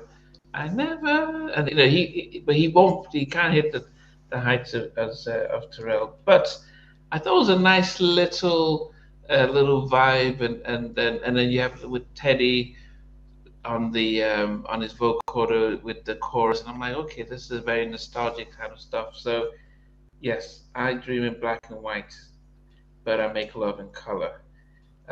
Nice little vibe for me. So that made number 8 for me. Well, it's an interesting track. That I didn't include it, but it's an interesting. Yeah, nice choice, man. Nice to hear you include it. Very nice. Artie said black and white is in my bedroom mix. Did they have a? No, as I said, it was only Think About You that they had the All I Do Is to Think About You, and that's Terrell singing that remix version. Oh, okay. Yeah, that was Terrell singing the remix version. Sounds great. Yeah, but they didn't have black and white. I did prefer that one. Yeah. So anyway, Stevie. I've gone for another Blackstreet track at number 8, so this will be my 4th Blackstreet. Bizarrely, this doesn't sound like a Blackstreet track. It sounds like a Kirk Franklin, something off a Kirk Franklin album. Yes. It's a really good track, though. Really fantastic gospel track. And I've gone for the title cut. Finally, I thought, what a very strong piece of gospel. This. Wow. That's got to be, definitely got to be in there. I mean, it's ahead of Teddy's Jam Free and Girlfriend and Boyfriend, but it does sound like a Kirk Franklin record. Hezekiah, now this was the very strange times of the 90s where you'd start talking about cheating and sleeping and all that stuff, and then you close up the album with a gospel. And I'm thinking, what if I'm not a Christian, or what if I'm having to listen to a gospel song and it just sounded. It was common. Everyone ends an album with a gospel song. Even In Vogue did it on theirs. Bless you, thank you, God, and everything. Man, Baby Oil had a song called "Best Friend" on his Forever album, and it was just like, Lord, you always be my best friend, and it sampled Christopher Cross's "Sailing." It was a thing, Did you say Baby Oil then?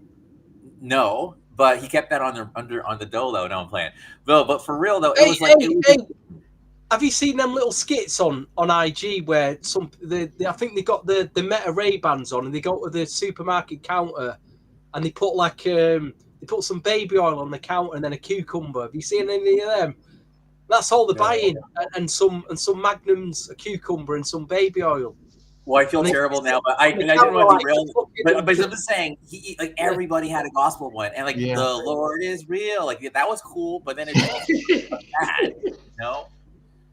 Yeah. Sorry. Yeah, it just felt sweet. But yeah, at the end of every R&B album, they'll put a little gospel track on it, and yeah. So I mean, this is proper. Yeah, you have Washington and the whole thing. And Love Fellowship were on there as well, so that it's a proper gospel tune. Yeah. Anyway, goodness. Okay. My number 8. Yes. Yeah. My number 8 was and this guy's a friend of mine, and I've worked with him a couple of times, so it was lovely to see that he had a track on this Finally album. DeVell Bo McKenzie, lovely guy, co-written by him, Eric Williams, Dwight Grant, Sherry Blair, who also co-wrote Tell Me What You Like, Mucho and Chauncey. It's I Got What You Want. That's my number 8. I like it. I like it too. Yeah. The thing I think about the song, it was beat heavy, and it didn't.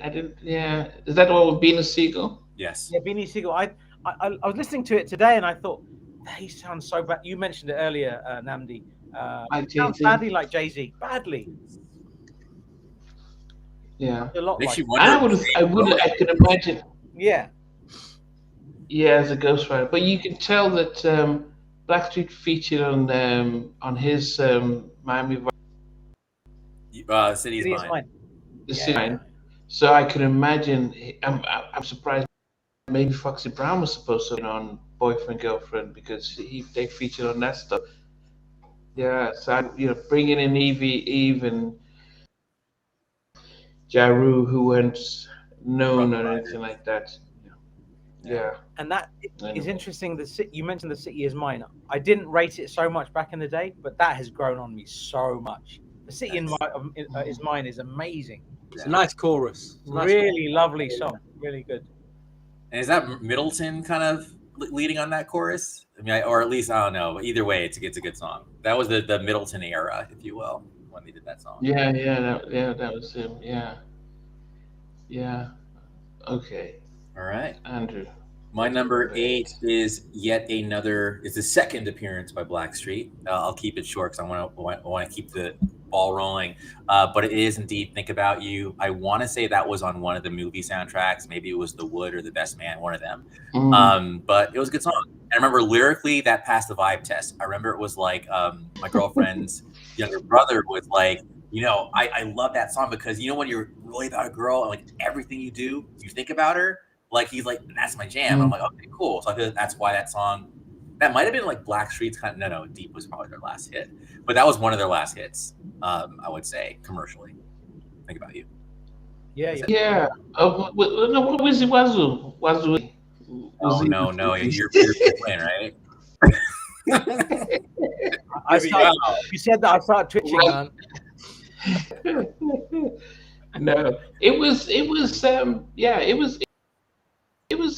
but it was the last single with a video. They released some other ones. Oh, The Wood. Brandon said it was The Wood. Yeah, The Wood was a beautiful album. Back then we had the movies. Okay, think about the top track. All right, number 7 for me. I don't know.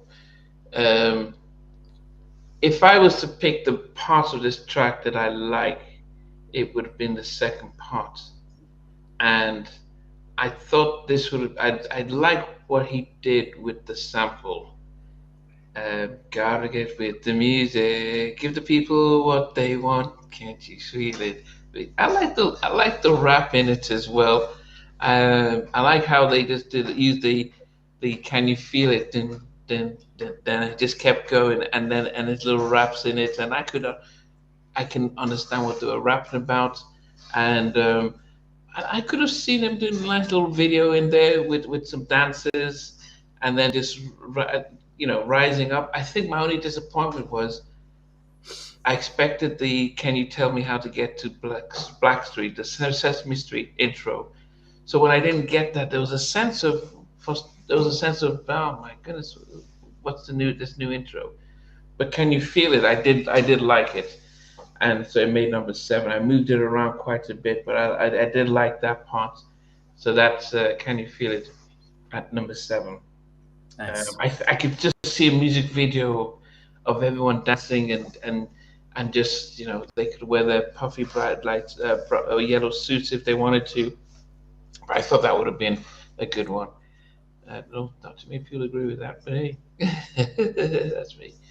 I'll just jump in. I gotta jump into your defense on this one. I feel like, I mean, I'm sorry, but the Triumph album and that live album, that sorry, that's goated. Like, you can't, like, that is just the most dopest ish. And I feel like to have included that even back then, I don't know. I just think it was genius. And to connect it right before Janet comes on, but we'll get to that. But anyway, I'm just like, it was a celebration of the Jacksons, and he produced Dangerous. I mean, he has a right to use it. I liked it. DA23, you're right. I forgot about that. The Charlie Baltimore track that Teddy did. You're right. Feel It. That was the same track. Okay, Stevie. This track reminds me of mid 2000s on the NGS3 forum, and there was three debates they were just so popular. One debate was, is there going to be a new Guy album this year? The other debate was, is there going to be a new Blackstreet album this year? And probably the most popular debates on the forum was Aaron Hall. Aaron Hall debate was just legendary. We're absolutely the Aaron Hall debates with Stephen Rogers, the Boot Knocker. Oh, they went on forever. They just, and this track, Guy, Why You Want to Keep Me From My Bait, just reminds me of all those endless debates we had about Aaron Hall and what was going on with him. And I think at one point, some of Aaron Hall's, they actually read the debates and they all got a bit upset and it all got a bit, but yeah, just Why You Want to Keep, probably because it was so dramatic. Such a, an old vocally, he really over-egged the cake, didn't he? He put far too many eggs in the old pot, didn't he, and stirred them up. But yeah, number 7, Guy, Why You Want to Keep Me From. I like that track. So it's and I liked all them Aaron Hall debates we had back then, if you remember. Stephen Rogers and Boot and everybody. Dave, he's gone to sleep now anyway. He'll be.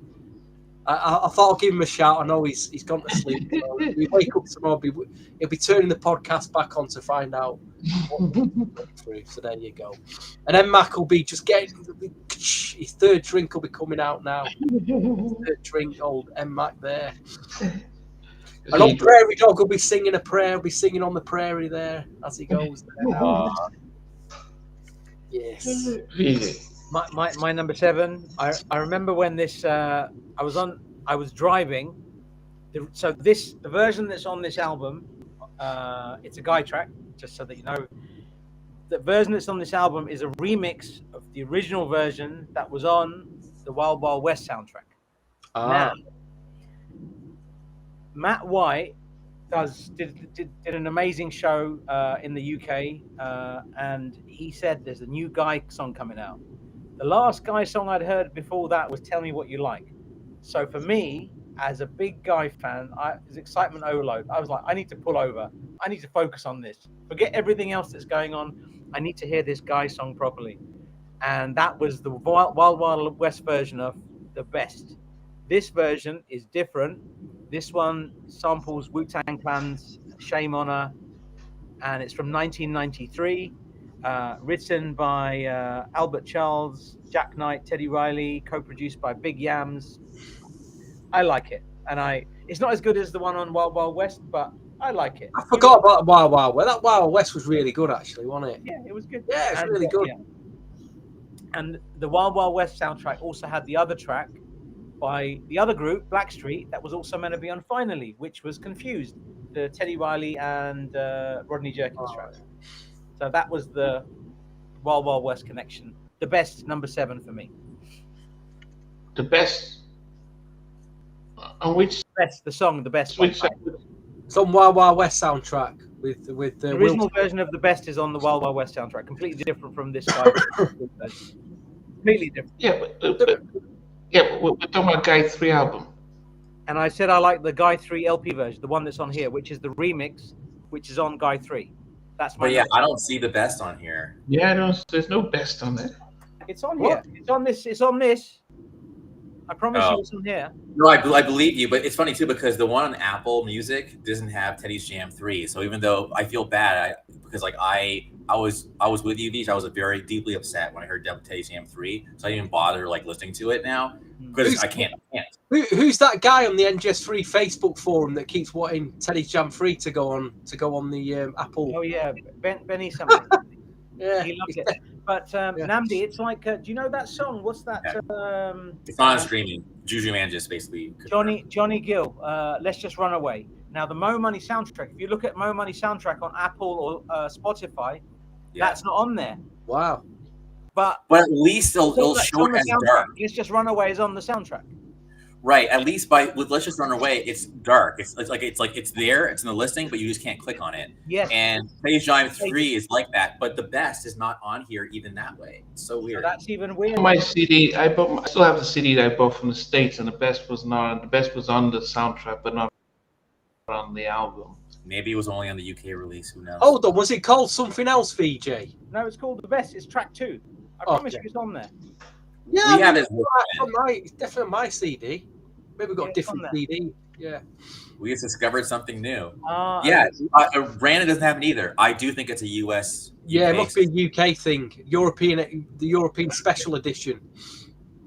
We don't have any.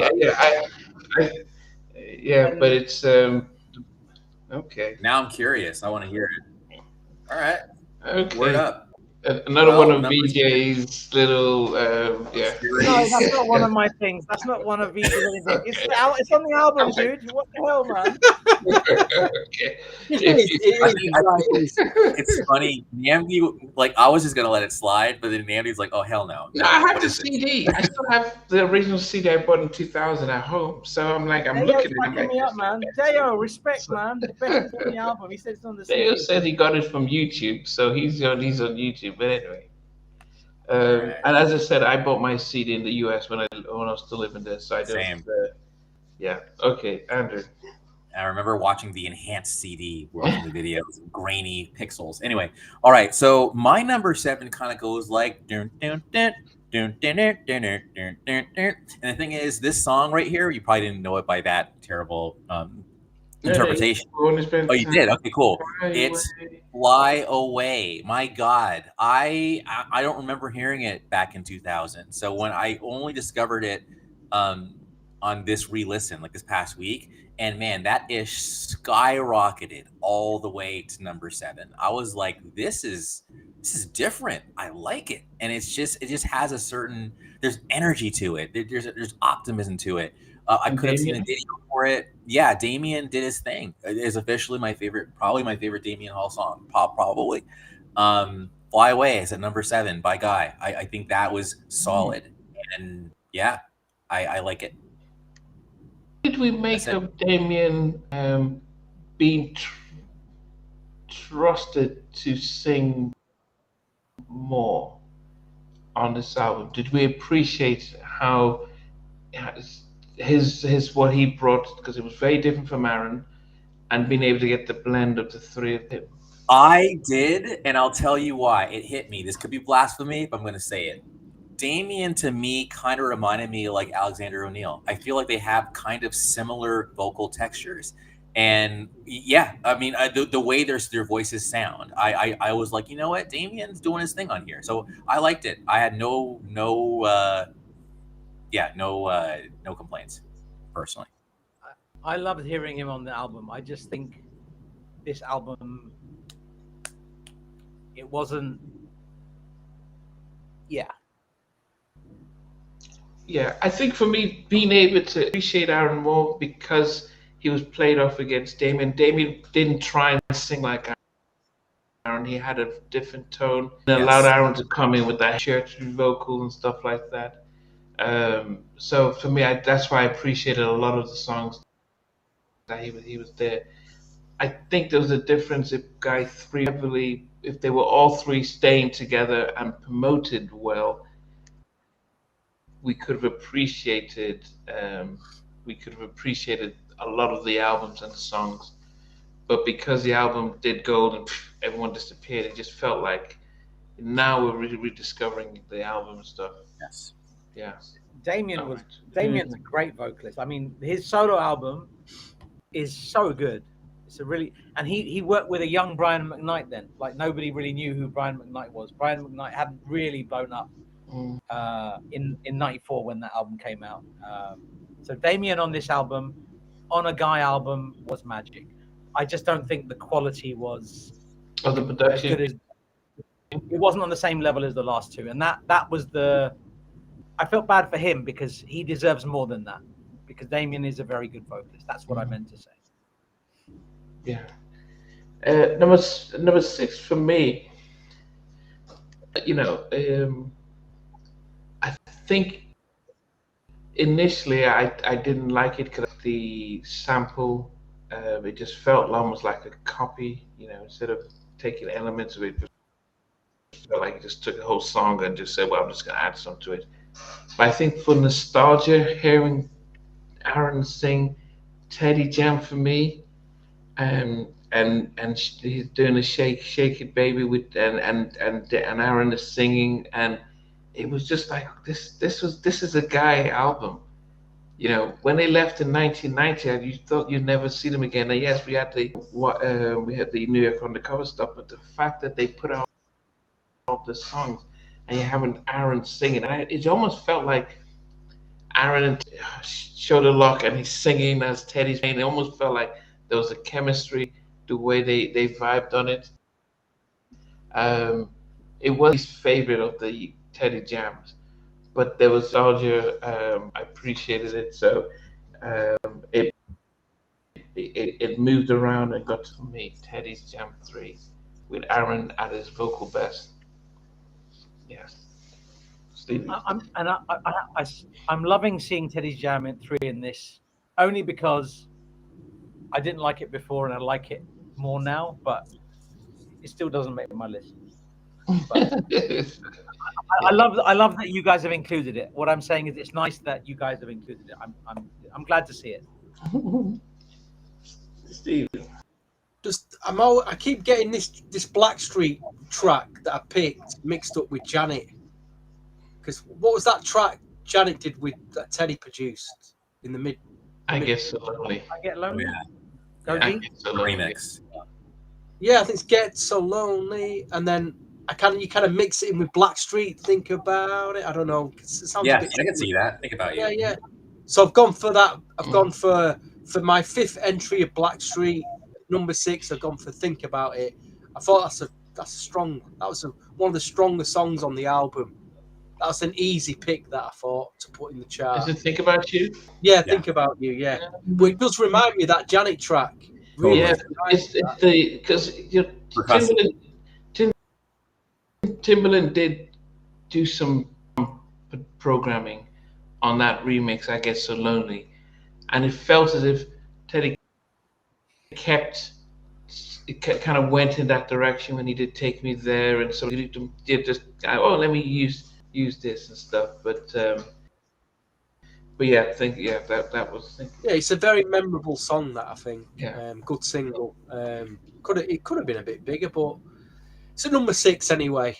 Very, like I say, I can live with that in this chart. I can live with that Blackstreet. Even like I said, I've been struggling with this album, so I've only got one Blackstreet left now to pick from. I think I've got 1, 2. I've got 2 more. All right, please. My number 6 features rap vocals by Source Money. Teddy reused this on the same name track by a group called RPM 2000 featuring Teddy Riley in 2000. It's Yo Love. I like this song. Yo Love. And there's another group. What's that group? Blackmail. I think they've got a version of it's an album that was done with Teddy and Sprag Doogie that never came out. They've got another version. So there's 3 versions of Yo Love. Mucho did a lot of that, he said. Yeah, that one. Oh, yeah, Mucho as well. Mucho's all over all of that. I actually thought for a minute there was a time could this have been the lead single because it was a little bit No Diggity, but this was when the album came out. So when the album came out, I thought this would have been probably the better lead single. Bring the nostalgia to first, and then I had some of the other songs that would have been that could have helped move the album. I just think the singles they came out with, the two lead singles, just didn't have its But yeah. So that's but Sauce Money, I'm surprised they used him. It was almost like, what? Who else were they trying to get instead of Sauce Money? I mean, and it's interesting. This is you're talking 99, right? Mhm. And Aaron did a track with Sauce Money in 97. So in that camp, there were 2 tracks with Sauce Money, which is interesting. Tell Me What You Like, I think it was. Aaron Hall's solo version. It's completely different from the Guy version, and that features Sauce Money, I believe. I associated Sauce Money with Bad Boy because I think Sauce Money had a few features on one of his albums as well. So I'll just throw that out there. But You'll Love is absolutely, that almost made my list. I like that one. So my number 6 is indeed one that was already mentioned here. It's Black and White by Blackstreet.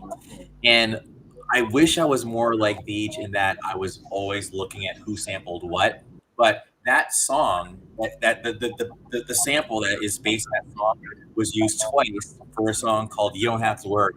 The first You Don't Have to Worry was in an interlude on the Total album, and then from the first album, and then Tevin Campbell did it, as a track on Back to the World. And I always liked that, like I liked the music. So to finally kind of go, I'll dream in black and white, but I make love in colors, had me going, man, am I weird? Am I mute? I dream in color. So then finally, no pun intended, I posted a Facebook and I said, okay, how many of you guys dream in black and white versus color? Like everybody said color except one person said sepia. And I remember having a black and white dream and seeing Applesauce in Yellow one time, like when I was 2003. But anyway, sorry guys, I'm random like this. But apparently, I don't know, some people dream in black and white, but it certainly isn't me and the people that I know. If any of you in the comments dream in black and white, let us know. All right, that's it. Okay, tough for me. Now, I would say maybe when this album came out, this was probably if we had done this 15 years ago or so when this album, I'm saying 15, 20 years, 25 years ago when this album came out, this song would have probably been either number 1 or 2, but it's still stayed at number 5. I don't know if you know the Whitney Houston challenge where they have to try and get the drum before, and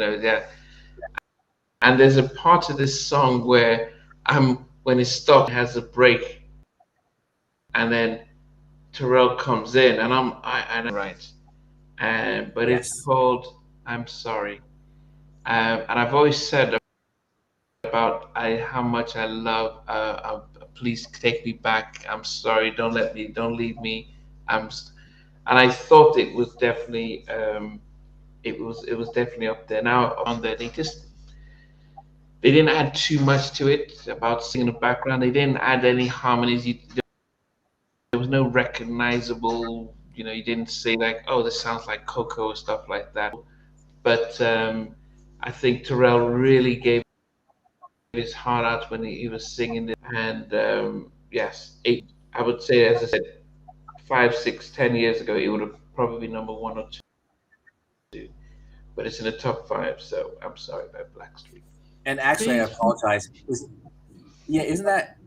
I was thinking that little boom, and then he goes in. That are you sure that's not Misery? What you're talking about? Are you definitely talking about the I'm Sorry track? Yeah. If you look him up, it says he stops, and then it's like, oh please fly. Okay, I got it. You're right. And he comes in with yes, and right. I'm like, I always miss the timing. Yes. All right, my bad. I'm saying that. Yeah, that's I've missed the timing all the time. So, Stevie. Thank you. Tough. We're getting into the bit of the Guy album now for me, where it's where it becomes magical, like the proper Guy that I know. And in this track, they use some of the production from Starpoint. I think it's "I Want You, You Want Me." There's like a noise. It's a keyboard noise. It's going through it. But the track I'm talking about is "Do It, Guy, Do It."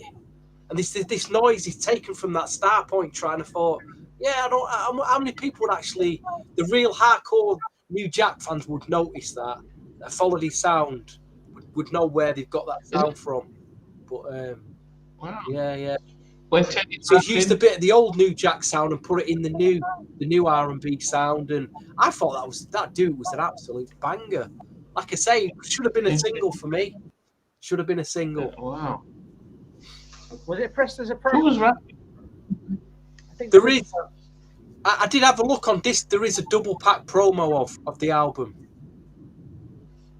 No, for "Do It." Is there a pressing of "Do It"?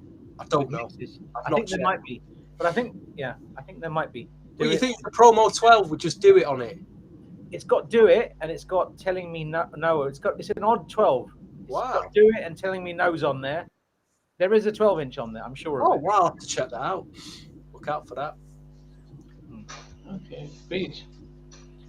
Number 5, the song was originally going to be called "Think." That was the original title for this song. It's a cover of Stevie Wonder's "All I Do" off that he did on Hotter Than July. It's "Think About You." I love the remixes to death. They are so good. But I like this original version. I like it. It's nice. My number 5 is "Think About You." Yeah, good try. Good choice. And to keep the show rolling, my number 5 is actually "Dancing" by Guy. I thought it was a solid track, but there are songs I thought on the Guy album that were better, but it's still pretty high up there. So "Dancing" at number 5 will never. My top 5 are all songs that I would not skip ever. So we're in the real ones now. Okay. Fair enough. Now this song, number 4, it started the week. Probably at number 1, and as I said, what I've been doing recently is putting all the songs on a playlist, and as I'm listening to it in the car, almost 10, 20 times, then I'm moving them around. I'm feeling, and so it's so this song moved from number 1, and which it stayed to number 4, and I love the story, and I love how unique and different it is from the rest of the album, and this is probably time this type of song has been and I'm only going to focus on the first part of this because I know that it has an interlude that finishes off, and it's drama. I loved how Eric tells. I love how the whole drama, and I think my only disappointment with drama is that we all got the magazines and stuff previewing the album, telling us that Mary's going to be there, and I hear this and I'm thinking, where's Mary? It sounds like Mary, but it doesn't have the oomph like Mary. And then you hear but you don't know why it didn't feature on there, so you just get disappointed not on there. But and I think she would have added the swagger if she was on there. But yeah, drama was yeah. I mean, one of my favorite Blackstreet songs is "Can't Get You Out of My Mind" with Eric Williams. He wrote it and kind of produced it, and it was on the what's the name of that movie? I can't remember the name of that. It was on that soundtrack, and they did a remake of it. Have Plenty. Have Plenty. Well done, Lee. Yeah. But Eric's style, and he tells this story. This is the Jaheim vibe that he brought to that song, and so the only disappointment get Mary. And if they couldn't get Mary, they could have still gotten somebody that doesn't sound like Mary, so it doesn't feel as if we got a Timu version. Mary, because it just felt like. Have you heard the version with Mary on it though, Namdi? No. Oh, it's on YouTube. Okay. It is on YouTube. I was the demo of it. Yeah, I was so sad. But that's it. But and I specifically just said just the first part because the interlude of Misery on its own was always fascinating. Until I heard Diesel sing it, I'm thinking, oh my God, the emotion, the power, it was almost like, why did you? And then I get disappointed that they didn't release the Pressure album from 911 because that would have been, I think, would have done much better than this if it was pushed and promoted better. Well, but anyway, that's it for me, Stevie. Wow. Number 4, I've gone for another Blackstreet track, which I think you just mentioned them there, 911. I mean, I think this was a 911 original, but I didn't know that at the time. But I still think this is a very, very strong track. I think Alan really sounds strong on it. Uses James Brown. It's Rescue Me. I've gone at number 4 for me. Really strong, very strong Guy track. But like I say, 911 did it originally. Yeah, Diesel, yeah. So I was listening to Rescue Me this morning, and I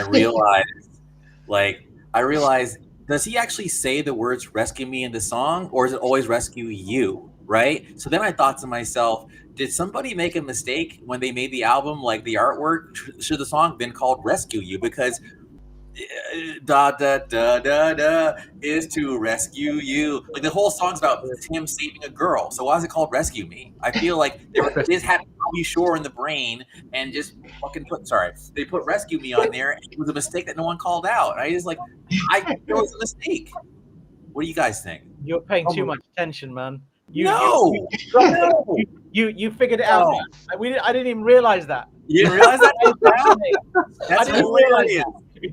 I have to go back. Do they actually say the words "rescue me" anywhere in the song? Because if they don't, then somebody messed up. It was a typo. Yeah.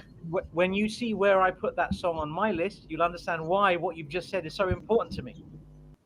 That's fascinating. That's fascinating. Right. That's an interesting point, dude. Very interesting. Fascinating.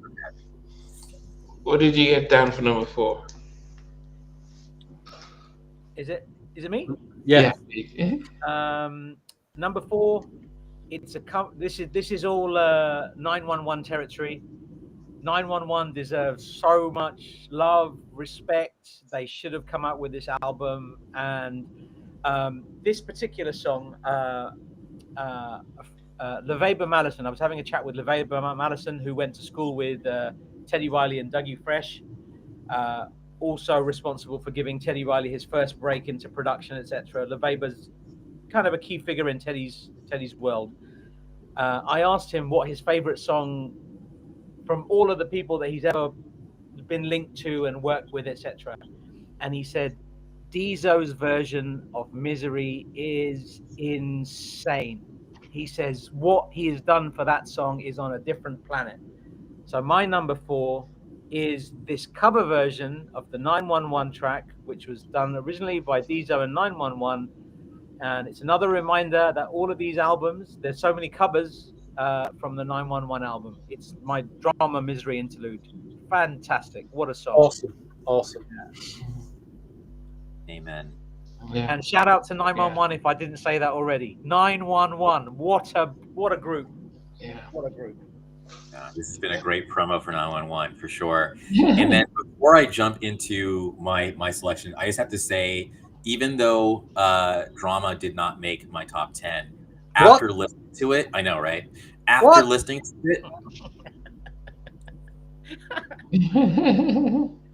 What are you talking about, Willis? After listening to it, though, after listening to it, it was like, I thought production-wise, flawless. I mean, when the horns come in towards the end and everything, it did remind me of the first Blackstreet album. I just wanted to give a shout out to the production. I would say production-wise, for me, that's the best song on the album. And I said that in one of our chats, not our group chat, but another one.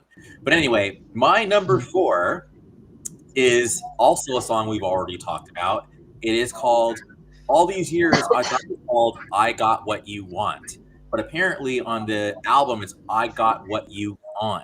You know, and I'm listening to the lyrics of the song and they actually fit because it's like, yo, like I see you going out with these other dudes, but I have everything that you are like dissing me for. I never thought you was a hoe. Oh, like it's just so much swagger and like what's the word I'm looking for? It's just kind of like I'm the shit. You're tripping. That's basically what the song is. And like my house is in the Rob Report or something like that. Like it's just basically Teddy and Blackstreet being like, we are the shit, and that's that. And if you can't get with it, it's cool, whatever. But like, I got what you're on. So, so number 4, and the beat and everything like it's just like, so it's number 4. And I like that because sometimes when you're saying something, if you abbreviate something, sometimes it's just punchier. It just hits differently. You know what I mean? Like I got what you want. Yes. Keep it short. Yeah, I get it. Yeah. So, all right. Yeah. I'll do sad never heard the 911 album. All I've heard was Cutie. If you search for 911 on YouTube, you'd get it with all the songs. And if you hear Diesel sing Misery, it's very haunting. And then when you hear them sing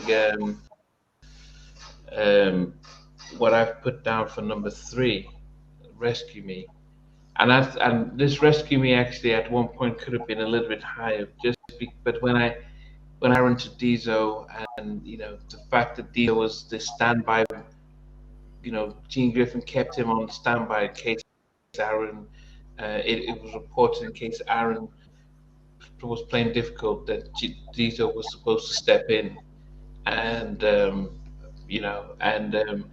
I've always said that my favorite New Jack Swing album is Basic Black's debut album. Favorite New Jack Swing album, just the pure She's Mine and although nothing but a party, stuff like that. But but what I loved about how they delivered Rescue Me, I just loved the whole as a slow song. I just love what it brings. I loved how Aaron belted it out because his reference point was Diesel, who probably sang. He probably looked at, man, this guy can sing, and then he was like, well, let me try and make this my own, and you can feel the emotion in there, and it's one of the capture you. But when I'm hearing 911, I know that this is the 911 when I say beat me 911. I can imagine that this was the group 911 putting their signature in the track. So Rescue Me at number 3 for me.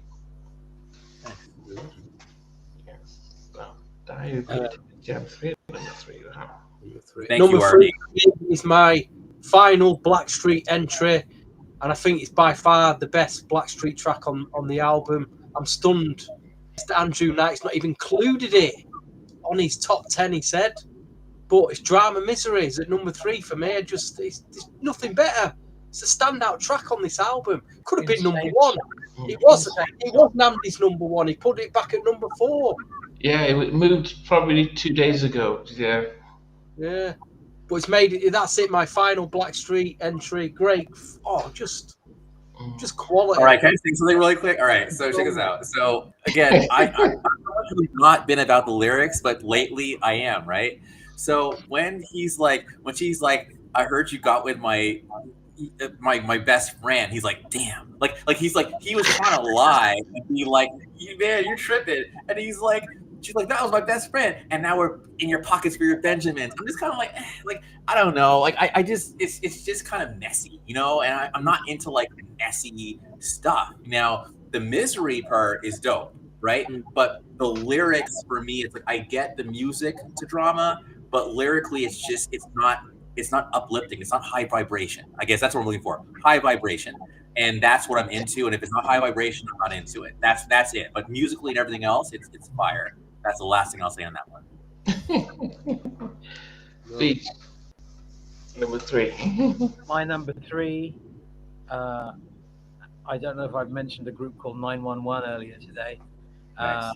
But this particular one samples Mary Jane Girls All Night Long from 1983 and Dog Pound's New York, New York from 95, written by Daryl and Mucho. And yes, who's it that said that? Somebody said about Rob. Rob was an incredible singer as well. Should have stayed with 911. I love both versions. I'm not going to get into which is better, but Spend Time is an incredible song, and Aaron nails it on this. This felt like a Guy song to me, and a lot of songs didn't feel like Guy songs. I liked the album a lot because it was Guy, and part of it felt like I was forcing myself to like it. This was not one of those songs. This was just love, and I heard this before I heard the 911 version, as Stevie alluded to before, but this version, Spend Time, is absolute magic. Aaron Hall, man. Aaron Hall, take a bow. Number 3, Spend Time by Guy. Wow, I'm surprised at number 3, VJ. Very surprised. Wicked tune. Surprised. I thought it'd been a bit higher up for you there. Very surprised. No, they're all magic. Everything's magic. Top 5, top 4 is magic. Absolute magic. What I'll say about Spend Time really quick is that one absolutely almost made my list, but then I got mean because I'm like, okay, it samples New York, New York, and that song came out in 94, and then this album came out in 2000. Like, come on, man! Like, if you're gonna sample a song, make it like a hip hop song, make it more recent than that. Like, you're already falling behind, in my opinion. But anyway, I like the sample. And then there's a guy or person named Aki T3 who's making me laugh because he's asking questions like, have you heard of a song called Don't Leave Me? Or have you heard a song by No Diggity? So clearly being sarcastic and hilarious. Anyway, just want to acknowledge that. Now, number 3 is The Final Appearance by GUY2K. I also kind of laughed at that, GUY2K. So that's The Final Appearance. That's it. That's what I mean. I'm the outlier here. He's not playing. But that song is gotta do it. You gotta do it. I mean, that song should have absolutely been a single. It was like the only. When I bought the album, I didn't return it, but I was very tempted. I didn't realize you could return albums. It's almost like it was a thing, man. Underwear. How could they let you return it? They let you. I think you had like a couple days or whatever, and I was so disappointed. Download it. How can you return it? I don't know. I didn't realize that was possible. But Can I just say something about returns really quickly? My cousin rented Wonder Woman 1984 or whatever it was. He was so disappointed in the movie. He wrote a scathing email, which was 2 pages long, and said, "I want my money back. I don't give a shit." And he got his money back. For a movie that he'd rented. Insane. That is hilarious. I just thought I'd carry on. No, Wonder Woman 2 almost ruined my Christmas. Anyway, seriously, 2020. I remember it like yesterday. Emily, that was it. Do it. Yeah, number 3. Boom. Okay. That's it. Forgot. So hold on, which was that your last Guy track? Yes, dude. What 6 Guy tracks did you pick then? Okay, I did Love Online, 2004. Don't You Miss Me, Fly Away, Dancing, and Do It. Wow. So number 1 and number 2 are definitely Blackstreet. Wow. I almost want to read my review from Amazon for 2000, but if we have time, I'll say that for the end. Yeah, you should do that. You should definitely read that. Cool. Number 2 for me is that it sound like the group sort of production sound. It sounded very different, but when you get the album, you read the credits, and you can see you see all the people that got involved. And I thought to myself, if the album had more of this, it would have been great, because at this point in time we had songs like No More Street, we had Darnell's What's Up.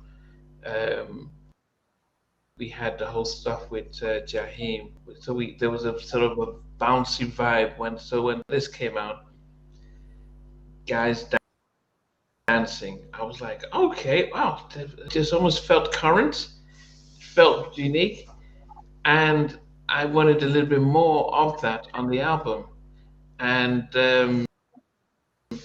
maybe it was the nostalgia, just the fact that it came out of nowhere, because we just album that didn't do well, and then within a couple of months we're seeing the video dancing. Like, what? The guys reformed, and then they're sounding current, and it just felt like, wow, I can't wait. And it landed at number 5 on the Billboard 100. That was their highest charting single ever. So you could see that they were in a new phase and stuff. And there's something about what Darren Lighty was doing, because he first worked with Jaheim and Next and all that stuff. Then he went and worked with Eddie F and did the stuff with Darnell and with the guy. And he was like, "Wow, man, this is a cool sound." But unfortunately, it was just the one song, and the album. So yes, Dancing was a good comeback single, and it got to my number 2. Wow, good, very good, Nice one. Wow, number 2 for me. So one last thing before we go, Stevie. Nandi, your list and my list, there's some similarities, dude. Okay, we'll see. I'm just saying. We're not always like that, but there's similarities, man. That's it. Wow. Sorry, Stevie. Sorry. Like I said, my last 2 are Guy tracks. It was choosing which one to make number 1, but I think the reason I put this at number 2 probably because there's another version that's slightly better. But I was blown away by when I first heard this. I think it's a special song. It's got a special vibe to it. Good memories hearing this in a club, hearing it when it first came out. But Spend Time is just number 2 for me, easily number 2. Could have been number 1, but it's gone at number 2. I think 911 just edges it, but it's still a great record. Aaron's vocal on it is incredible on this. Makes it very special. So that's number 2 for me. Yeah. I mean, just tells you how much, if we'd got the 911 Depression album 2 years earlier and stuff, what a massive difference it could have made. But anyway. My number 2 samples George McRae's I Get Lifted from 1974. It's not Casey and Sunshine Band's I Get Lifted for a Change, so that's amazing. It's a different I Get Lifted being used. This song obviously features production work by Eddie F and Darren Lighty. You have Baliwa Muhammad, Clifton Lighty on background vocals, amongst others. And my number 2 is Guy Dancing. Absolutely loved it. Magic. This song was brilliant when it came out. I think at the time, Darren Lighty and Eddie F had another big song with Donald Jones and You Know What's Up. And I think You Know What's Up is lauded as the more popular song, but I think this song should have done more. And I thought it was interesting that this was just around the time that Roger Troutman passed away, and Guy had said that they were going to contribute all of their earnings from the Dancing single to Roger Troutman's family, which I believe they did. Okay. I didn't realize that. That's my number 2. But think about it.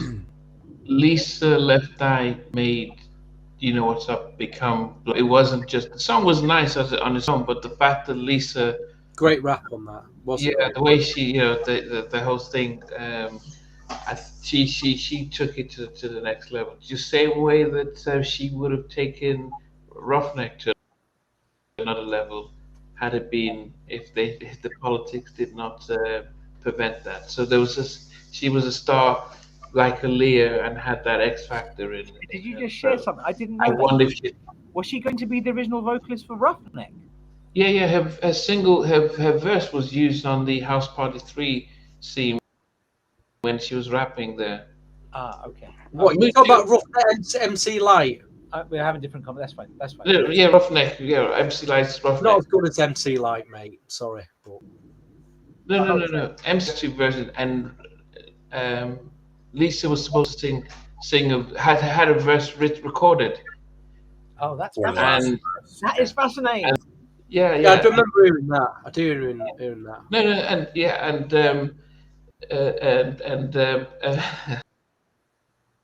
and their manager, her name, said that I need 80% of the track before it can be released. Means that Mucho, Akil, and MC Light would have had to share the other 20%, and they said no, we just would have blown up bigger. Then it went gold. It was big hit it was MC Light's biggest hit at the time. Yeah, fantastic. But that would have just taken it to another level. I think I agree, and that's what I love about these discussions. Thank you, Namdi, for sharing that. I did not know that. I'm so happy to know that. That's brilliant. It's very cool, man. Yeah. She recorded the versions. Yeah, Mucho. In fact, so Mucho Mucho shared it, and and then one guy, one DJ. In fact, I think I've got the video of the whole Roughneck, and then you hear Light flowing with it and stuff like that. And then eventually MC Light had to put it. It got out there. So MC Light had to say, yeah.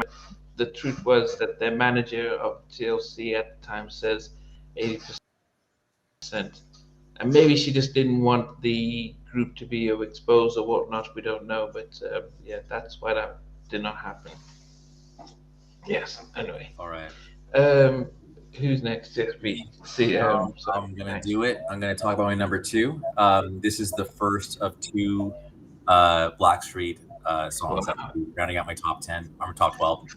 And this song was ruined by a individual who didn't really understand R&B. I understood basically there's groups of people who don't get R&B who associate with sex immediately, no matter the context. So that's why songs like Dick in a Box are so funny to like the mainstream, because they think R&B it's honestly about sex. So this song is not about sex. I thought it was a beautiful song, but as soon as this person heard it, he was like a coworker of mine at school. He's like, oh, it just sounds like a smarmy sex song. And I was so insulted that it actually it ruined the song.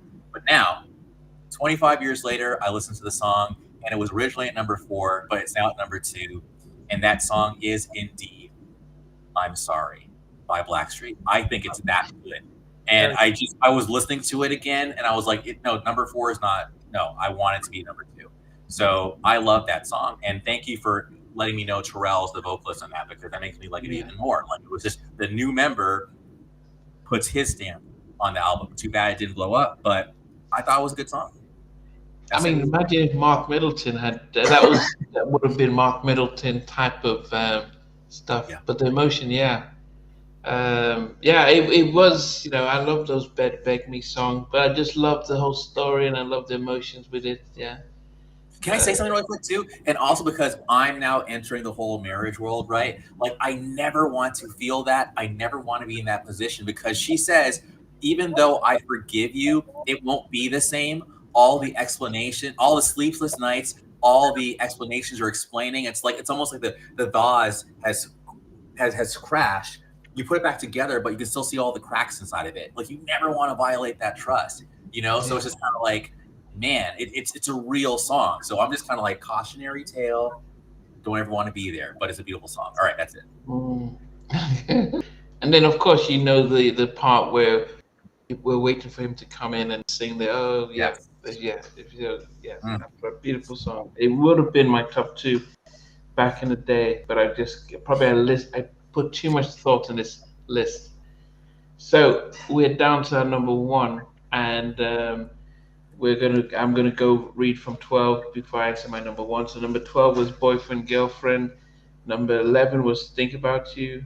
Number 10 was Why You Want to Keep Me From My Baby. Number 9 was Telling Me No. That was Guy. Number 8 was Blackstreet, Black and White. Number 7 was Blackstreet, Can You Feel It? Number 6 was Guy's Teddy's Jam 3. Number 5, Blackstreet, I'm Sorry. Number 4, Blackstreet Drama.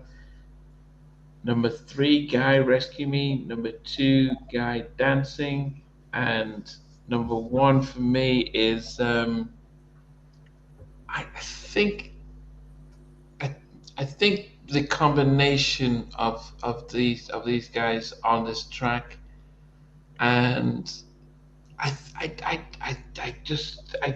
keep listening to it, and I can sing along with it, and I just checked out who co-wrote this, and it was, we talked about getting to who know how to compose songs.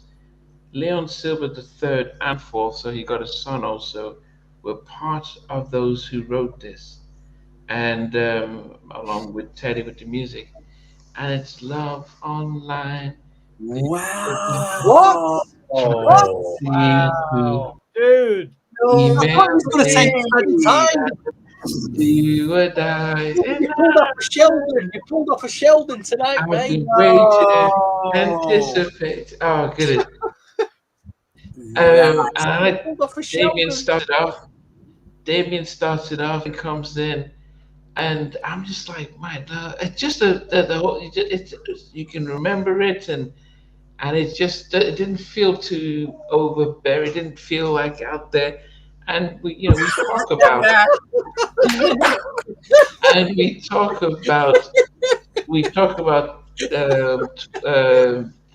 what they call that stuff again. What's the dating apps? I can't even. I was going to say. I'm sorry, Nabby, I'm sorry. Sorry, yeah. Yeah, we talk about the dating apps and all the stuff. So of course, yes, we're talking about sending emails and AOL, which officially retired last year after all these years. But it was almost like they had just watched You Got Mail with Meg Ryan and Tom Hanks, and it's like, oh, let's do a song about that. But it was very much saying this is the future. But it's sometimes you may say the lyrics and all that stuff, but actually, if you just sometimes it's how they sing it and how they deliver it. So yes, after going absolutely through that, my favorite. What a great podcast! Yeah. Fantastic. Stunned. And that song is a little bit like, you know how Smile was on The Future? It was a little bit different, but they're both endearing in their own ways, right? Love Online, Do or Die. Both endearing. Yeah. Email me. But as I said, it's even Damien starting the singing, and it doesn't. And you have Teddy with his stuff. So all three of them featured prominently on the track, and I just loved the whole vibe of it. As I said. Drama was number one for a long time, and then I just kept listening, and I just said, nah. And maybe I just got a little bit upset that Mary wasn't singing that part, and I just overthanked, but I was overthinking, and then Love Online just kept moving on my list, and so it just stopped there. Really hit you, did it? Now he's hit you the week, didn't he? Hit you, mate.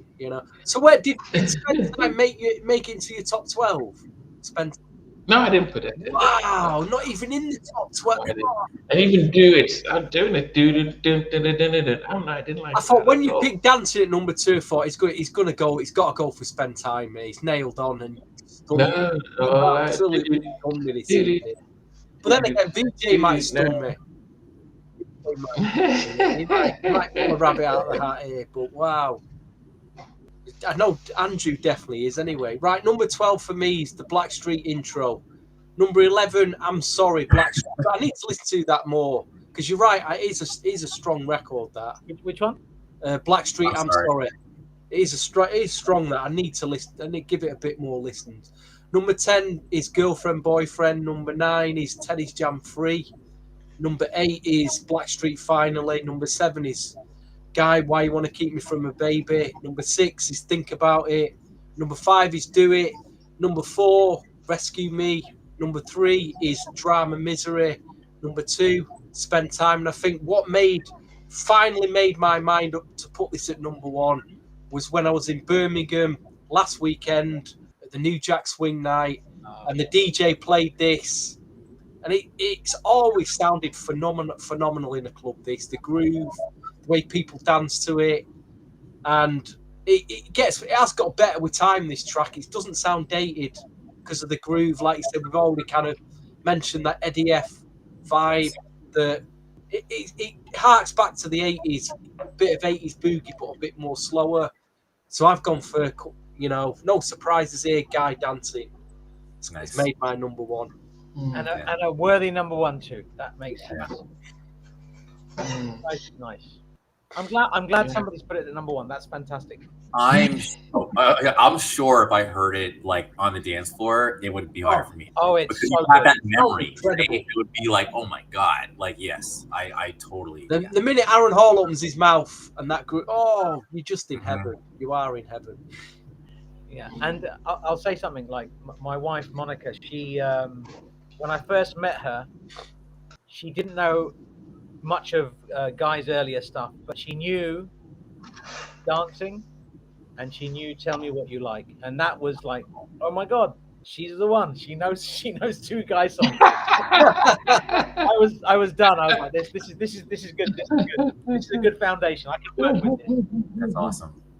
Yeah. And then you open the door. Then you open your door to your room, and you just went, put your head round there, and she's seen all your records, and you thought, oh my god. That's a different conversation. She's happy with me, man. It's like constant conversations about that. But what's that conversation? B02K. What he's talking about, cyber sex. I don't know what KG and Darren Lighty were thinking with that song, man. Like, yeah, there's some funny song titles. Yeah. Anyway, so my number 12, Boyfriend Girlfriend. Number 11, Guy Do It. Number 10, Blackstreet, I'm Sorry. I'm just going to say again, Blackstreet, I'm Sorry, made my list, yeah? I'm just saying that. That's something later on, but we'll talk about that later. Number 9, Guy Someday. Number 8, Blackstreet, I Got What You Want. Number 7, Guy The Best.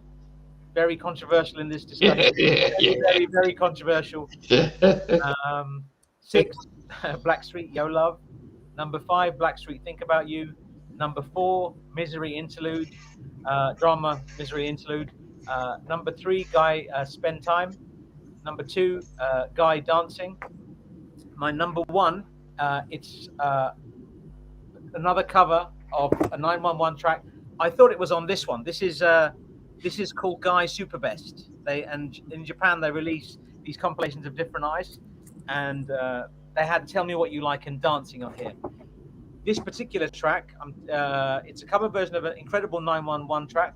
Samples Love Men Dedicated to the One I Love from 1972.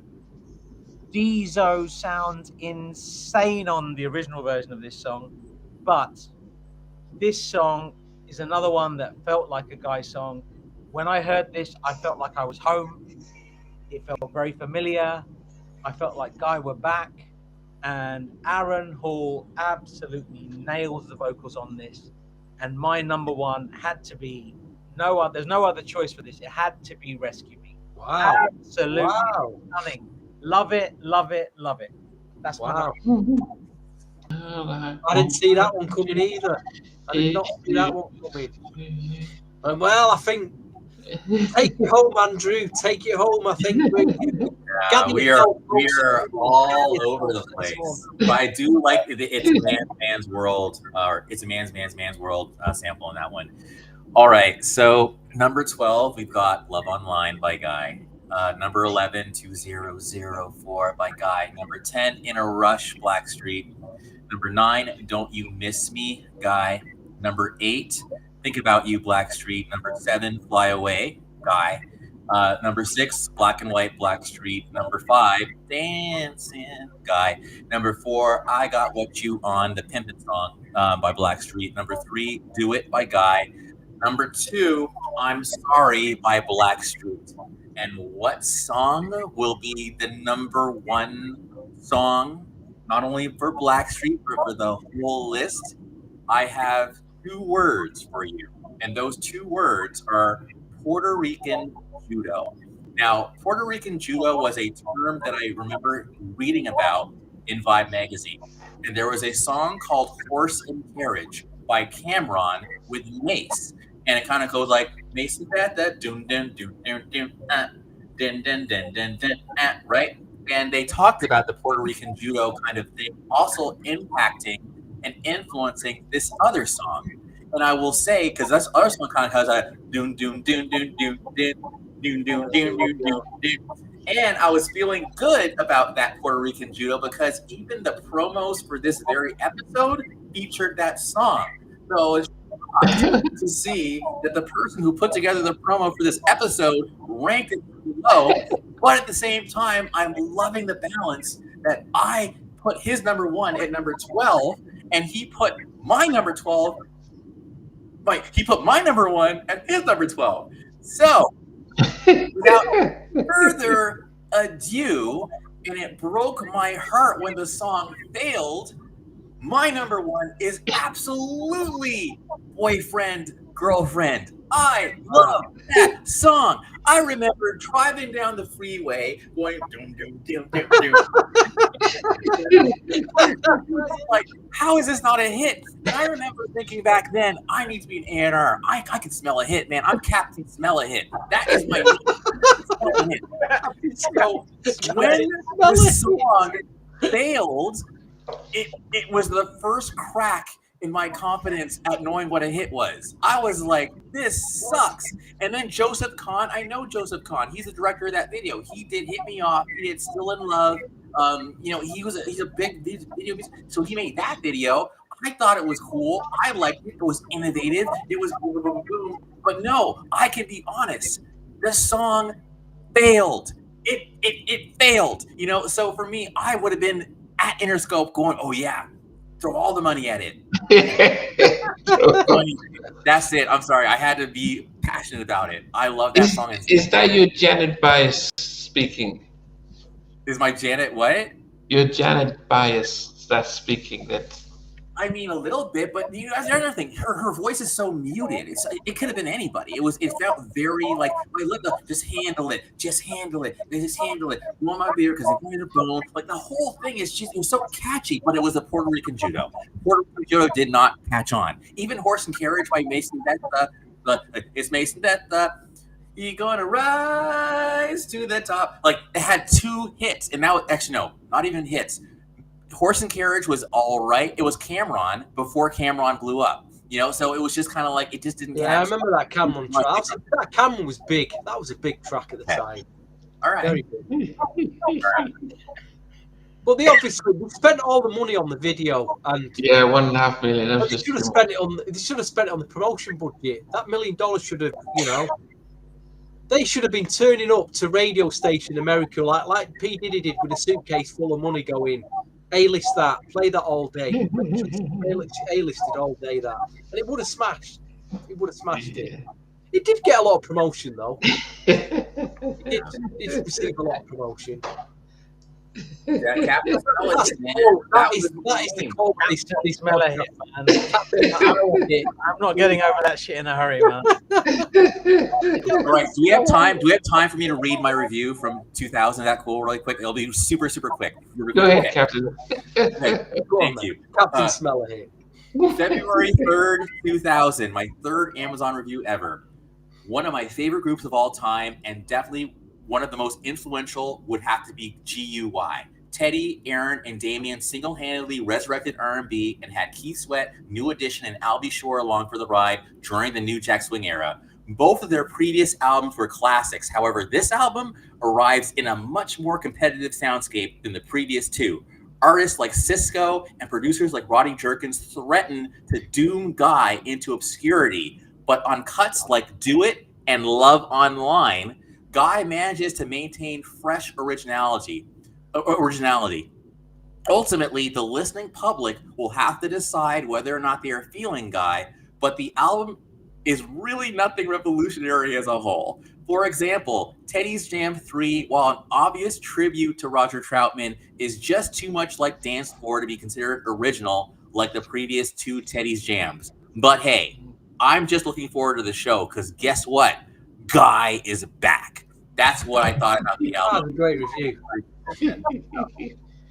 Right. Yeah. Yeah. What's the master chart? What's the master chart saying, VJ? So I'll only go down from the top 20. I won't say all of them. So Blackstreet in a Rush at number 20. Number 19 was Blackstreet on the Floor, which was an enhanced track, but I understand if people haven't included it. Some people did. 18 is Guy, Don't You Miss Me. Number 17 is Guy the Best. Number 16 is Fly Away. Number 15 is Blackstreet Yo Love. Number 14 is Why You Want to Keep Me From My Baby. Number 13 is Blackstreet Black and White. Number 12 is Blackstreet Finally. Number 11 is Teddy's Jam 3. Number 10 is Spend Time. Number 9 is Love Online. Number 8 is Blackstreet Drama Misery Interlude. Number 7 is I Got What You Want. Number 6 is Guy Rescue Me. Number 5 is Guy Do It. Number 4 is Blackstreet Think About You. Number 3 is Guy Dancing. Number 2 is Blackstreet Girlfriend Boyfriend. And for everybody, and this is why I said, what number did I put it? I put it at number 10. It made my list. It might not have been my number 1, yeah? But the number 1 from everybody's list was Blackstreet, I'm Sorry. I couldn't believe it. What? So well done, Andrew, for being almost on the money, man. Wow, he's won the podcast again. You were in tune with of other people. Mr. Captain Save a Hit. Mr. Captain Save a Hit. Smell a hit. You know, man. He knows, man. He can smell a hit. Well, no, but Andrew had a boyfriend, girlfriend at number 1. No, I almost had it at number 1, but it was my number 1 until it would have always been my number 1. Yeah. No, but both of you see how highly you've ranked it. Stevie, where was it in your list? Oh, number 11. Okay. I wasn't going to put it in until I listened to it and thought, nah, this is actually all right. It's a big tune. All right. It's a big tune. It's a big tune. Yeah. Okay. I can't believe spend time to what, number 10 in that list? What was it? It was top 10. Spend Time was number 10. That's terrible. That's really terrible. Number 10. Come on, it's better than that. So what would you give both albums? Ooh. Stevie, I'll start with you. Ooh. Finally, Andy, what would you give it out of a 10? I'll give Blackstreet 4 out of 10. Sorry, I'll give Finally 4 out of 10. I'll give Guy.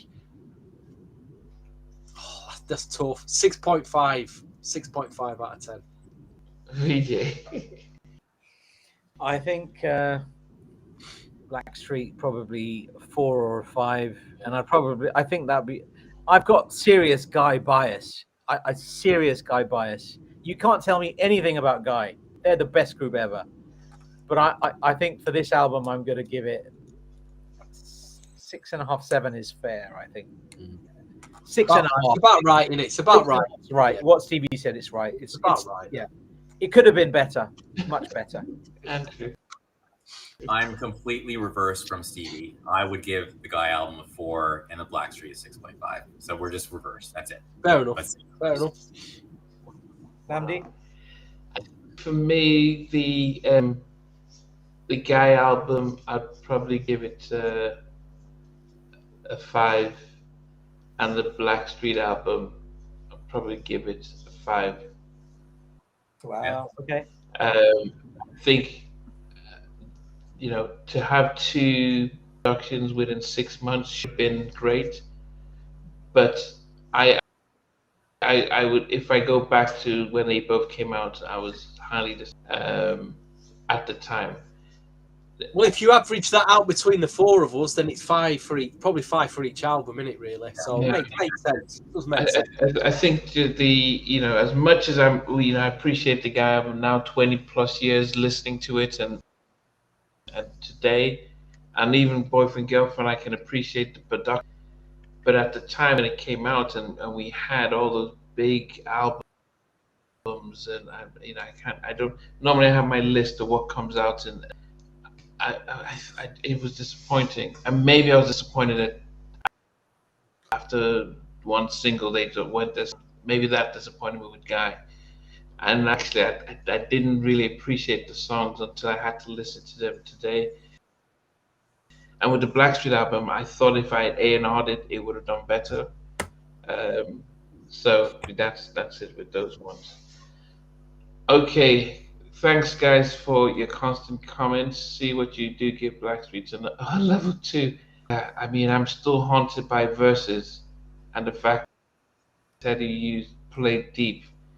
I'm like, yeah, I was disappointed with that. I mean, that haunted me, that Versus where he could have killed Babyface, he could have slammed Babyface. He did 3 remixes and he, oh goodness, yeah. Even now he does his tour. He doesn't do any of the remixes. He plays his own tracks.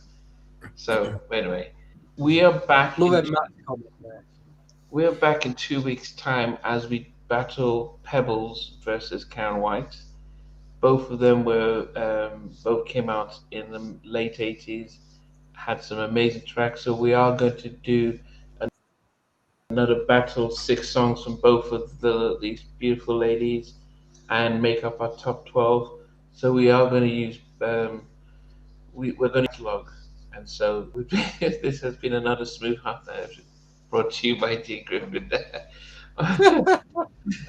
Oh, Namdi, one quick thing. I just wanted to give a shout out to Claude and Brandon. That's it. Okay. Yeah. So I'm looking forward to Karen versus Pebbles. And said to me that when she's ready to talk, she will let me know.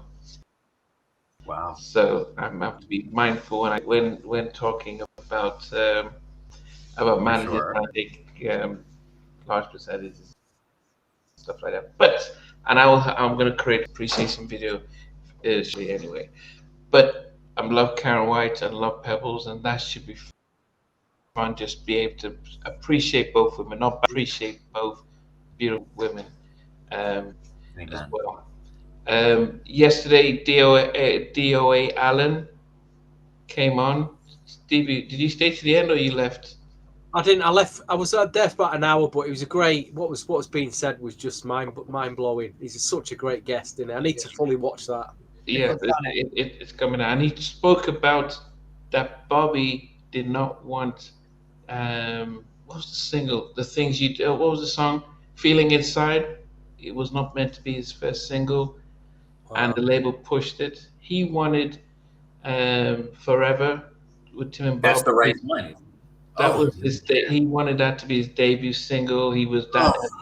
But the label says no. We think this Feeling Inside, and they pushed it. They had him on all these shows. Yeah, I remember. It was terrible. Yeah, he was on all the shows promoting it, and Dio was his music director, and Bobby wasn't feeling it, but that was it. So he wanted Forever to be his lead single, and then it just, yeah. So, yes. Does Pebbles have 6 tracks? Well, yeah, over 3 albums easily. Yeah, yes, Bob had 3 albums. Yeah. So that was. So he talks about that. Talks about working with them, and that album. He talks about Chucky. So Theo. So it should be up. It was live. He spoke about producing Tony stuff and a lot of other stuff. But anyway, we'll do the Pebbles and Karen White in a couple of weeks, and then we're going to go and have a debrief when we think about our December episode. But as always, guys, we love you guys. We appreciate you guys. Thanks for joining us. Thank you so much for being with us on Sunday evening. Yes. Evening, guys. Yes. Okay, guys. So we'll see you guys, and yes, thanks for the list. Thanks for voting, and check out Guide 2.0. But Damien will be on in a few weeks time to give you his live response. Take care. Wow. Good night. Hey guys, thanks for watching. Thanks for being a part of Halftime Chat. Please remember to subscribe, share, and comment. But most importantly, why don't you become a member of Halftime Chat? We've got amazing videos, amazing perks, and being able to support the channel. But anyway, thanks for watching. Take care. I never participated in that category. And somewhere in between us, or even loving us, on which I did miss you with I'll be sure. What was it like growing up? still make an impact 4 houses down. I have a couple of pieces. Trying to get this one and that one. That works for you, but just for me, No, okay. They don't understand what Joe's voice means. Play it.